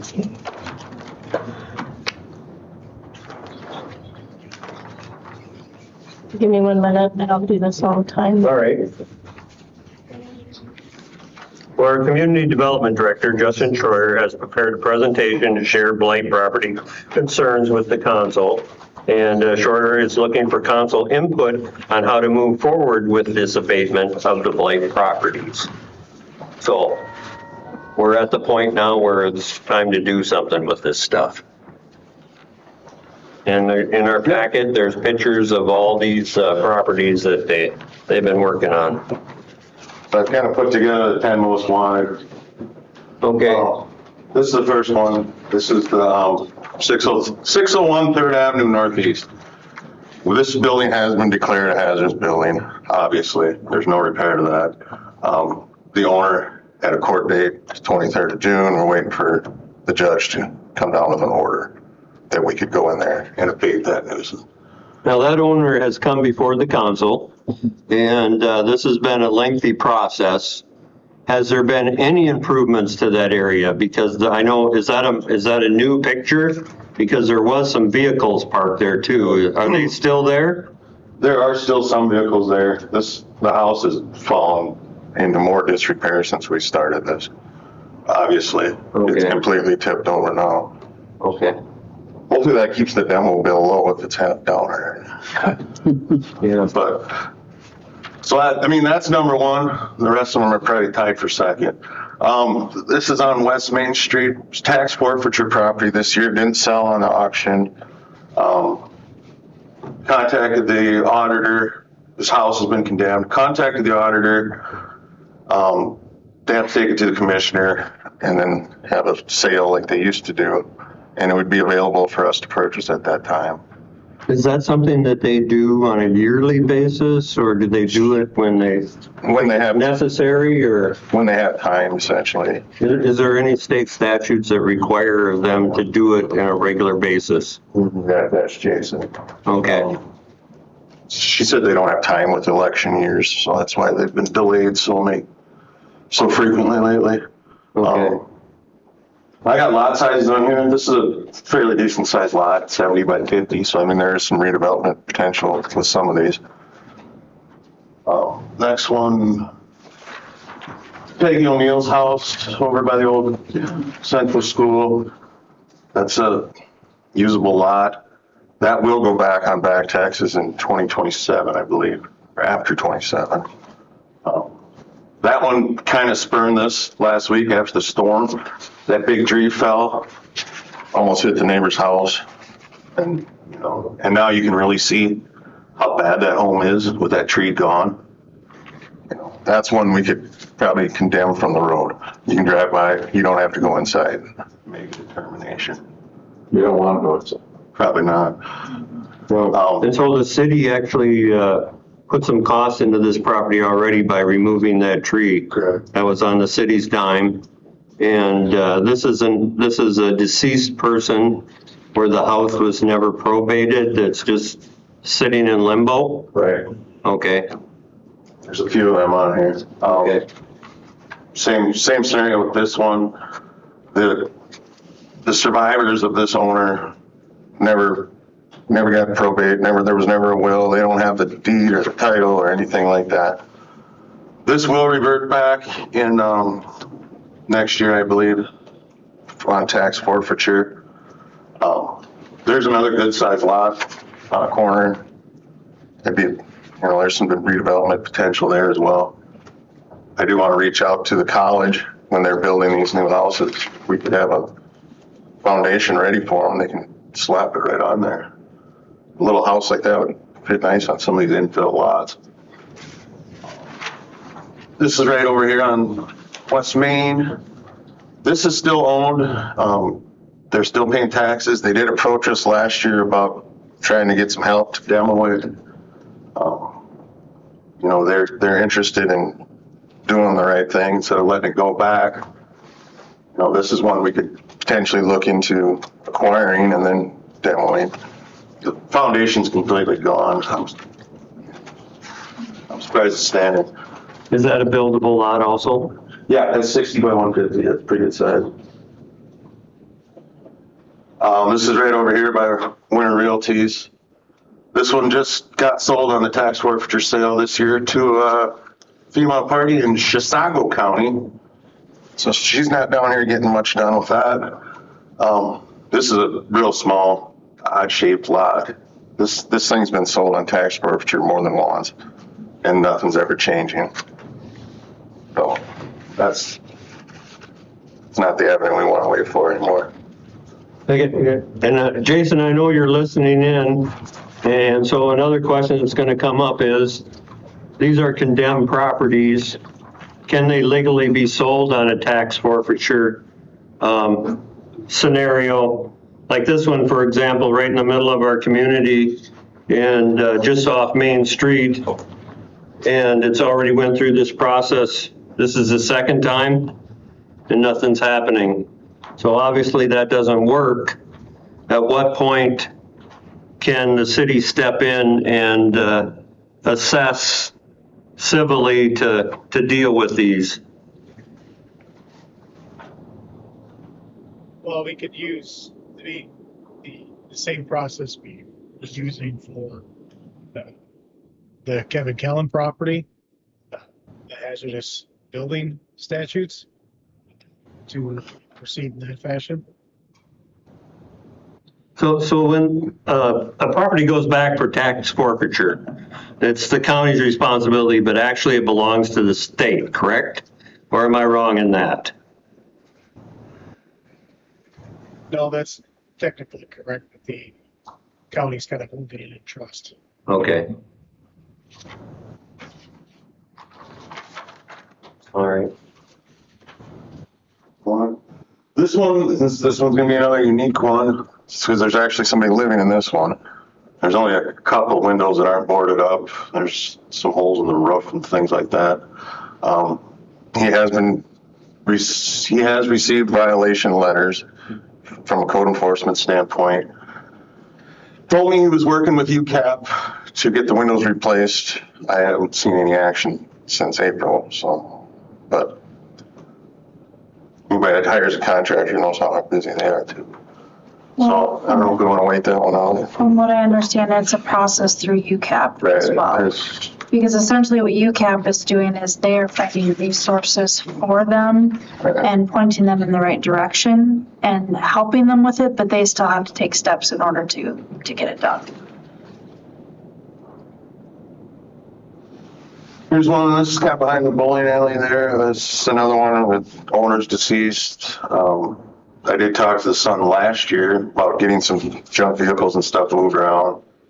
He hasn't done anything to the structure at all. But yeah, this is just another abandoned house, essentially. He really has no interest in getting rid of it either. I think he has a dream to fix it up or rent it out or something, but he's just not making any progress. This one is on here because it gets a lot of complaints. There's also nobody living in this one. He's living in an island. This is a picture, most recent. I actually did make contact with him, and he came over and cut down some of the weeds and trees. And, you know, the front's looking a little better. The rear yard's a disaster still. He does a little bit every year, just kind of stay ahead of it. This is another one that gets a lot of complaints. Structurally, it's probably not terrible. You know, there's no giant holes in the roof or anything, but it definitely needs a paint job. We're not sure who's living in there. We never get any response when we send letters to this one. Is there utilities being used there? There's vehicle in and out of there. And utilities have got to be in somebody's name, aren't they? Yeah. I'm not sure who was. There's somebody living in this one. Okay. What can we do? So we talked to Jason today, and probably a majority of these, we can just declare them hazard buildings. You know, if it's missing windows and the door's hanging on one hinge and there's a hole in the roof, someone can drive by and take a picture, and we'll send a letter out to them highlighting that Minnesota statute that you have a hazardous building. You have a certain amount of days to either demo it, get rid of it, or you could also do a removal or restoration agreement, he called it, where the owners could work with the city. It's kind of like a development agreement that they would get it back to standards or demoed. Then it's up to, you know, it's up to the city. If we want to acquire these properties, we can go in there with that hazardous building and raise it, assess it to the taxes. That's another option. If there is a party alive that has a deed and we can acquire it, that's another option too. I think the goal should be to eliminate the hazard and get it back on the tax rolls and eventually put a different house in there that people can actually live in. Time to show them that we're serious about blight, both these owners and, the neighbors that have to look at it and live next to that and suffer their property values decreasing, being negatively impacted. Are all these properties delinquent in taxes, or most of them are? Most of them are. One was actually forfeited, that little one on West Main. Didn't sell on the county's auction, so we should be able to acquire that whenever she finds time. Some of them are close, it'll probably be next year. A couple of them have an actual owner that's current on taxes, so. If we've got an owner living in the home, I don't want to see us putting somebody out on the street. Right. And so if there's a process that we need to go through to assist, and we've got a lot of different avenues to go down that road to assist people that need help with maintaining their property. We want to make sure that all those options are used before we have to go any further. But some of these properties that have been forfeited, and it's kind of disheartening to hear that even one property was forfeited twice, and now it's sold to another person that just, is there any requirements is there any way that the county looks into some of these people that are putting out these bids? Are they buying it for what the assessed value is against it? So they're putting actual money into it. And then they choose to do nothing. They think they're getting a property that's, got metro prices or value. And they don't come look at them first. Yeah, they're not gonna look. Doesn't make any sense. No, they think it's an investment. Yeah. But okay. So I'm kind of proposing here, we've got about $100,000 left in that blight fund after the sale of that last project house. That's sitting there, If we can get a hold of these, or however, if we could, potentially, the size of the house, we could probably do 4 or 5 of these houses now, with that funding we do have. Make care of as many of them as we can. Try to get those parcels back on the tax roll, get a decent house on there. Sell these lots, and then maybe 1 or 2 every year after that. With, as we sell lots, because it's just not working waiting for them to go back to tax forfeiture. And they get sold to anybody with $1 and a dream, and then they sit for another 5, 6 years. Yeah, that's not a good process. So another question probably for Jason then. Is there anything that the city could do differently as far as ordinances to have some type of civil penalty that we could assess on a daily or weekly basis after all these notices are out there, and kind of speed up this process to get a bigger assessment than what the value of the property is, so that we could get some of this back on the tax rolls and fall into the city's hands, basically. But it's certainly another burden for the city, but you just can't ignore it either. You have to do something. We don't want to see people getting hurt, and we don't want to see property values dropping in the neighborhood, not to mention, rodents, everything else, because of upkept property. So, is there another avenue to take than what we've been doing? Well, if you adopt a kind of civil penalty, fee or program, you can do that. The best path, because you're a charter city, is to do that through the charter, but you can adopt an ordinance as well. Other cities have done it. My only comment on that is that doesn't solve the problem. that doesn't mean, because you collect fines, basically, that doesn't mean you can go on the property and fix the problem. Okay. That's done through the hazardous building process.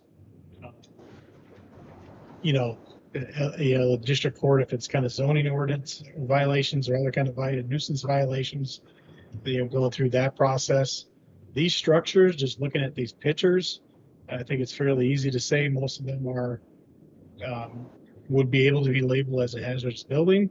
And, you can proceed through that process. Like Justin said, you kind of start with a letter.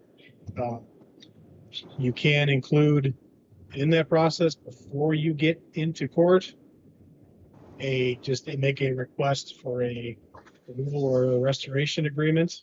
And basically, they sign off and say, and the city says, you have until such date to either fix stuff or get the thing removed. If you don't, the city's going to go in and do it and assess those charges. You get that. You basically get the same outcome you would from the hazardous building case, but you just don't got to go through the district court process. If you can get them to sign off on the agreement. I've done that a number of times in other situations. And sometimes people don't want to sign it. So yeah, you can adopt civil penalties. Other cities do it.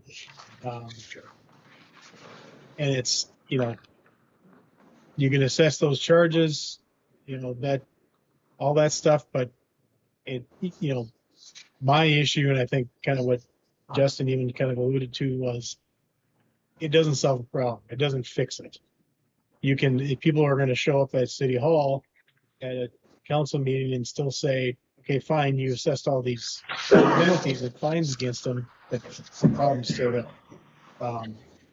So that's why I think you kind of, especially for hazardous buildings, going through that process. And a lot of times, especially when it sounds like a lot of these, the owners are deceased and the descendants don't seem to care.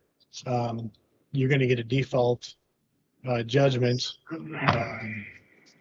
which we're hoping to get on the Kellen one, that, moves fairly quickly, and, you can go in there and clean it up, assess those charges, and then the situation is solved then. So that's my kind of comment on civil penalties. You certainly can do it, but I would recommend focusing on the ultimate goal. Okay. All right. So what's the wishes of the council? Well, if we go in there and remove the structure, assess the charges, they haven't done anything, fix up the structure, so I'm certain they're not going to pay the charges that we assess. So that's going to be, pretty much a waste of time. I do agree with the money for that blight fund. There was businesses that put money in that blight fund for, and that's what it's intended for, I guess, is for that. But at the same time, if people don't do anything, they just know that somebody's going to come and do it for them. And that's puts us in not a bad position, but it's just going to keep costing us money because people are just going to walk away from it. I agree with Justin that, they need to be cleaned up, and I can feel for the neighbors that have that property right next to them. It's not fair that, that nothing is getting done.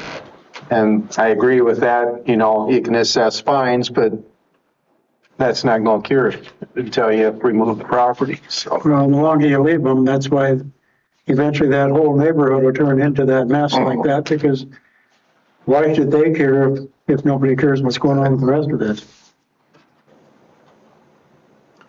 But I would agree using that. I don't know how far that's going to go, that 100,000, but I don't remember I know we cut back on our, somewhat on our blighted property. Was it last year, year before? Yeah, we diverted the 50,000 we normally set aside to maintain city buildings instead. So that'd be one thing for community input, you know, maybe that's something they want us to, you know, put back, Continue with. come back to. I think the feelings are pretty strong about this blighted property and I think the city should, try to get that money back into the budget again to help with these properties, because the longer we don't do anything. Right now, we got 10 properties, you know, 10 years, you're gonna have 20 properties, or, I mean, you got that many anyway, but I mean, they're gonna get that bad. It's just gonna keep escalating if we don't do anything. Well, if we all sat and thought about it, these 10 properties are just a drop in the bucket. There's several more. That's what I mean. I mean, that's, you could yeah. double that number pretty easy right now. Yeah. So. But I agree. I mean, this is for discussion only. I mean, we'll look back at this, but I agree using that blight fund, that's what it's for. And Yeah. especially take the worst ones and If you start. purchase one of those, what's it gonna cost to tear that out? Can you legally go get estimates on some of these properties? You're pretty assured that you can take down without anybody appealing it. I think you'd want to have that court order. Of course, they're gonna have to enter in order to get an estimate. See if there's that Hummel house on the 300 block West Main. They had went and gotten estimates last year, and it was like $25,000. Yeah. That's a big 2-story house, you know, that little single story will probably be half. But it's gotta be, I mean, it's in between houses, so it's gotta be somewhat delicate when So, anything else? Well, I was just gonna say to you, I don't know what the solution is for getting out there that Justin has low interest and grant funding available for people to help them before we get to this point. People need to start taking some action long before we get to this point and start looking at solutions. That's where we really get hung up. Yeah, we have these properties that definitely need to be dealt with, but we've got a lot more that That'll be like this. are gonna be like this if we don't get more of that stuff out there. And I don't know what the solution is for that. Well, all we can do is advertise what's available. And the state of Minnesota has options also. And is it on our website? You know, we need to put it out there as best we can. If it's on the website, if it's out there on public access. And we also need to talk about it as a council when you're talking to groups and let them know what's available. And we should know what's available because, yeah, it's part of our responsibility. We just, like I said, there's these 10 that we need to deal with, but there's probably another 10 right now that could benefit from some of these programs that won't end up this way if they get started on it now. But if they do nothing, we're going to have 10 more, just like what we got. So the process now, if we go ahead with having those buildings as a hazardous building, and then is that a city attorney thing? Is that Jason, or is it would it be Domain? Who would actually bring this before the court system? And we know that court system can be a long process too, but we got to get the ball rolling on it. So where's the first place we start with this? The first place we start would be having our building officials sign off on a letter to them stating that it's a hazardous building. And then Justin would work with them to determine if they wanted to do some sort of agreement. And then that would lead us closer to getting it taken down sooner. Otherwise, we could go through the court system.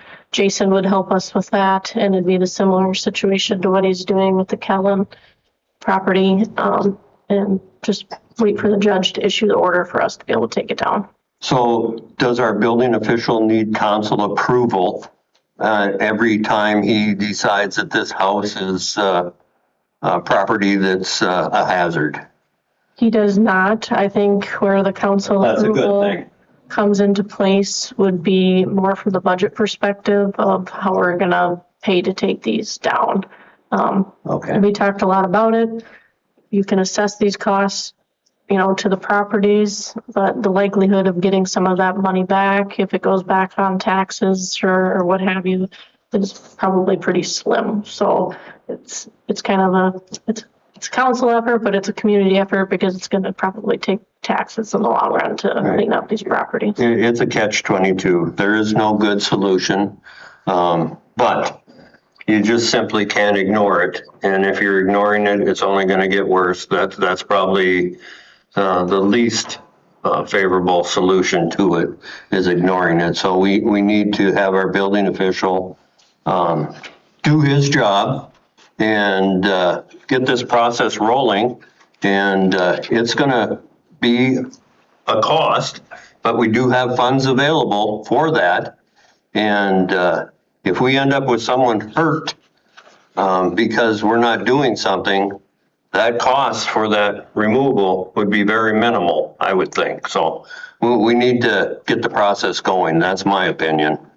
And I would like to see just some input from the council. If there's some of these 10 that you think should be ranked higher than others, like Justin said, we could maybe take down 4 or 5, but that's not all of them. So if you think there's a preference on which ones we should go after I first. think we've discussed the 2 houses that got people living in them, try and give them people different avenues to fix them houses up. Obviously, they're livable now, Right. make them better. Yeah. But the houses where someone's deceased, nobody's been in it, and the descendants don't care and don't want to have anything to do with it. I mean, that one house is a corner lot on a brand new street in a favorable part of town. It would be a very nice lot for somebody to put a house on. And that's been sitting there for how many years? As far back as I can remember, probably 10 plus. And so that process is not working right. Something, we've got to be able to address this stuff in a more timely fashion. And that's why we have staff like Solomon. That's why we have attorneys, and we have the funding available. We need to do something. Well, I'd say like Solomon and Justin, you know, maybe make a recommendation to us. Where do we start? You know, they're familiar with the properties, so it's. I think we just got that recommendation, and so we need to start on the ones that there's nobody living in and are deemed hazard. Yeah. Okay. Sounds good. All right. Any other discussion, questions, Justin, or? Other than that, I'll have it on slideshow next month. Yeah. other than that, you've been letting the people know on the painting and the avenues that we've got for them. Yeah. You can see that it's happening. I've done 75 letters since the 1st of April. Yeah, you can definitely see it. With, I mean, And with those letters, there's also a list of the options available to assist. Certain ones. So that's another area that we have. And I was also just thinking fair time is coming up. Maybe a booth would be available to put all those flyers out there, all those programs, even state programs that are available. You're gonna be sitting out there? I can certainly come out. Put it right next to the. Yeah. There you go. Yeah, we're right next to the ambulance one. It's not a bad idea. We'll tag team it. Okay. Well, thank you for that report, Justin, and keep moving ahead. Certainly a serious issue. All right. We'll move on to schedule a public hearing to gather input on the 2027 municipal budget. And they began the process, the staff has, and is requesting to schedule a public hearing on August 3rd at 6:30 p.m. for community input. Entertain a motion. So moved. Second. Moved and seconded. Any questions, comments? So this would be the time for the public to come in and talk about these issues that bother them and make sure that there's funding available to take care of it. All in favor indicate by saying aye. Aye. All opposed say no. Motion carries. Resolution 2026-34, and this resolution accepts donations. We have 2 very generous donations. More Than Lip Service has donated $100 for the daycare day at the Pipestone Family Aquatic Center.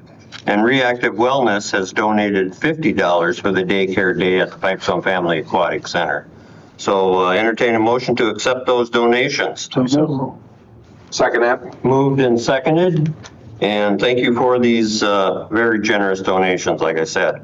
All in favor indicate by saying aye. Aye. All opposed, say no. Motion carries. Resolution 2026-35, that's a resolution granting a conditional use permit for a secondary structure at 310 4th Avenue Northwest in the city of Pipestone. The Planning Commission has received and has reviewed a conditional use permit for a secondary structure at 310 4th Avenue Northwest owned by Gary Brady. The Commission is recommending council approve the conditional use permit with the following conditions. The approval and the issuance of a permit for the primary structure. 2, the construction of the primary structure within 90 days of the placement of the secondary structure. And 3, removal of the secondary structure if the primary structure is not completed within the 90 days following the placement of the secondary structure. And I know, Gary, you're here. You've been waiting for quite some time. Is there anything you'd like to add to that? Or, We're just waiting on that. yeah, okay. So does those conditions sound reasonable to you? Yeah. That's something that can be done? Yeah. Okay, all right. All we're waiting on is a permit. Get it going. Okay. Okay. All right. I'll make a motion to approve the conditional use permit for 310 4th Avenue Northwest. Moved and seconded. Can I add one thing though, that we can't use 310? Come on up here. Sorry. Come on up to the podium so everybody out there on the public gas can hear you. Okay. My name's Gary Brady, and this is about that address. I got a call, Stephanie saying we can't use 320, that's used someplace else. But we can use 312. Yeah. 312. So it's 312. No. Okay, but this is all right. It's yeah. Our paperwork says 310, so, but it's actually 312. 312 now, because okay. There wasn't an abstract for the Harvey and Ethel Derby property, so Chuck merged it in with the Larry Hansen property. Okay. So they said 310 doesn't exist. Okay. All right. Thank you. Thanks, Gary. So, correction, 312. You want to correct your motion to, for the conditional use permit for 312 4th Avenue Northwest. Moved and seconded. All in favor indicate by saying aye. Aye. Aye. All opposed say no. Motion carries, and that would include those. Only took 2 hours. Thanks for being patient.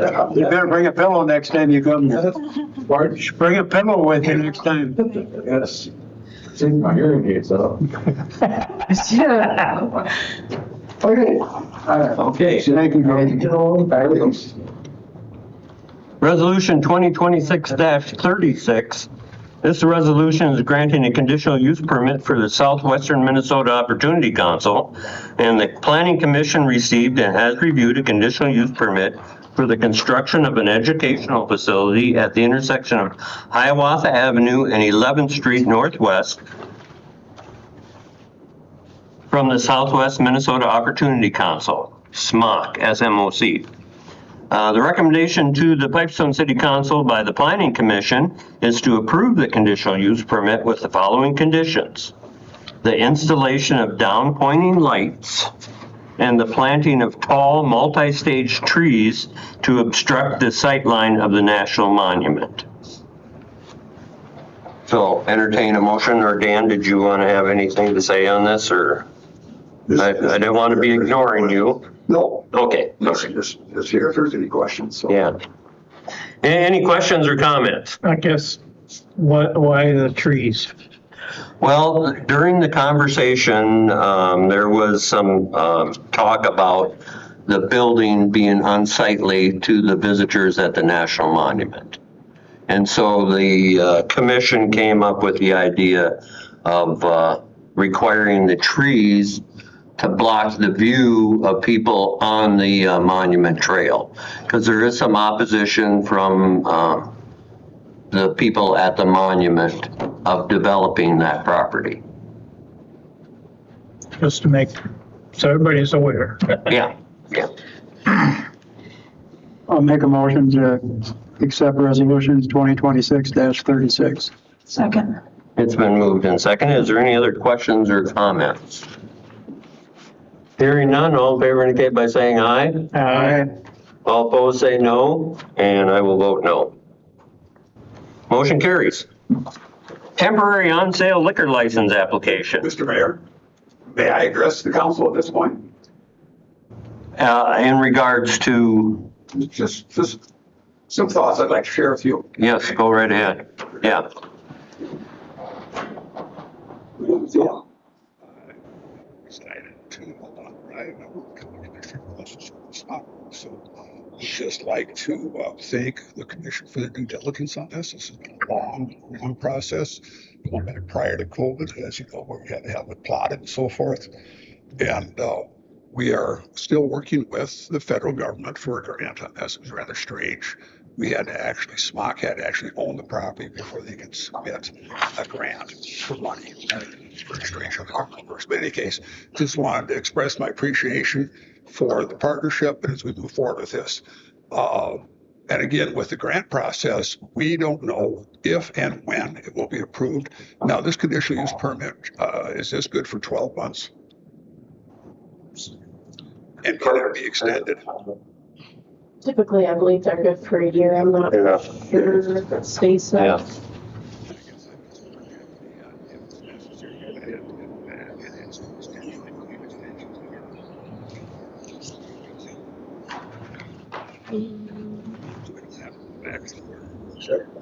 Jason, can you recall, was there a timeline in the resolution? Timeline to this project.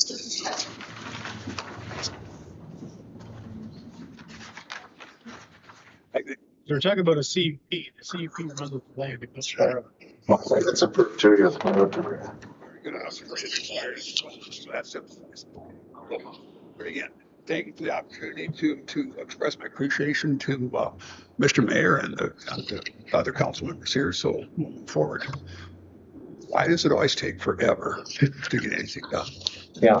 Thank you, Dan. It's a process that may seem like it takes a long time.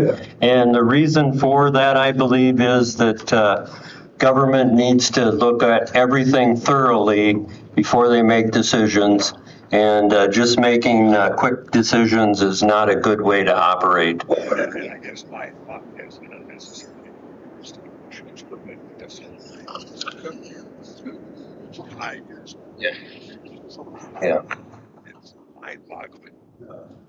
I want to just clarify too that my opinion on this project is it's a wonderful thing to have that educational facility in our community.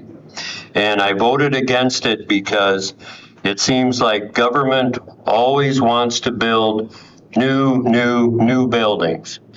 And in our community, we have several buildings that possibly could have worked for this. And it's just, my thought is that these facilities that are already existing, that are sitting empty, that could be remodeled and used for this type of facility, I would hope that that was part of the conversation, and I would hope that those were specific reasons why some of these buildings couldn't be used, but I did not hear that. All I heard was we need a conditional use permit because we want to build a new building.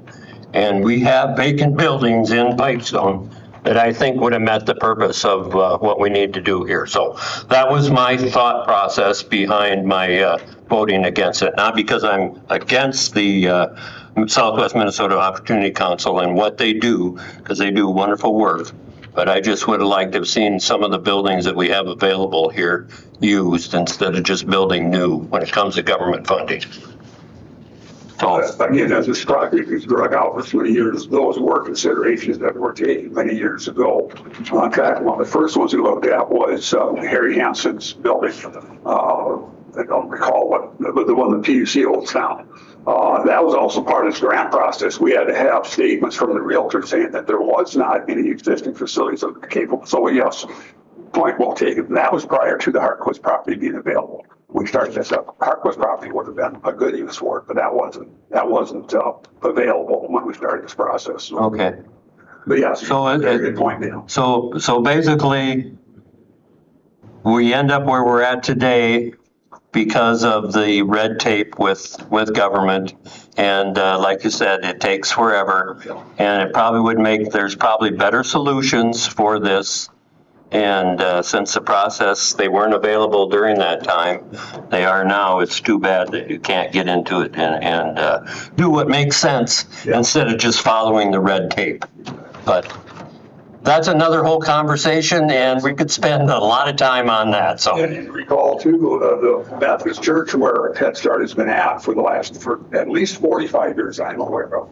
So it's been a long process trying to find a good permanent home. So again, thank you. Okay, thank you, Dan. Yeah. All right, we'll move on to the temporary on-sale liquor license application. And staff's received an application for a temporary on-sale liquor permit from the Pipestone J.C.'s, and that's for August 5th through August 8th. And that would be to serve alcohol at Pipestone County Fairgrounds in the Dugout Building, and that's during the Pipestone County Fair. We've approved that temporary permit in the past, so entertain a motion. Second. It's been moved and seconded. Is there any questions, comments? Hearing none, all in favor indicate by saying aye. Aye. All opposed say no, and motion carries. Okay, resolution 2026-38, and that's approved plans and specs and ordering advertisement for bids on the airport fuel system replacement. And we should have received a copy of that when we came in. Yeah. Is there anything, Travis, you'd like to add to this, or pretty straightforward? Okay. This is just plans and specs and ordering of advertisement for bids. I'll move resolution 2026-38. Second. It's been moved and seconded. Is there any other questions, comments? Hearing none, all in favor indicate by saying aye. Aye. All opposed say no, and motion carries. Okay, closing comments. Anybody have any closing I have comments? a couple. Yeah, go ahead, Dean. Thank everybody who participated in Flag Day burger feed for Pipestone Veterans Memorial. And then July 18th, Dawn Motors has a car show, which the $10 entry fee is going to the Veterans Memorial. Oh, good. So Okay. participate. Yeah, all right. Anyone else closing comments? Well, I'd just like to say thank you for your time and the citizens that came in and for their patience and the information they gave us. And staff and council, you're doing great work. Let's keep it up. All right, entertain a motion for adjournment. So moved and seconded. All in favor indicate by saying aye. Aye. All opposed say no. Motion carries.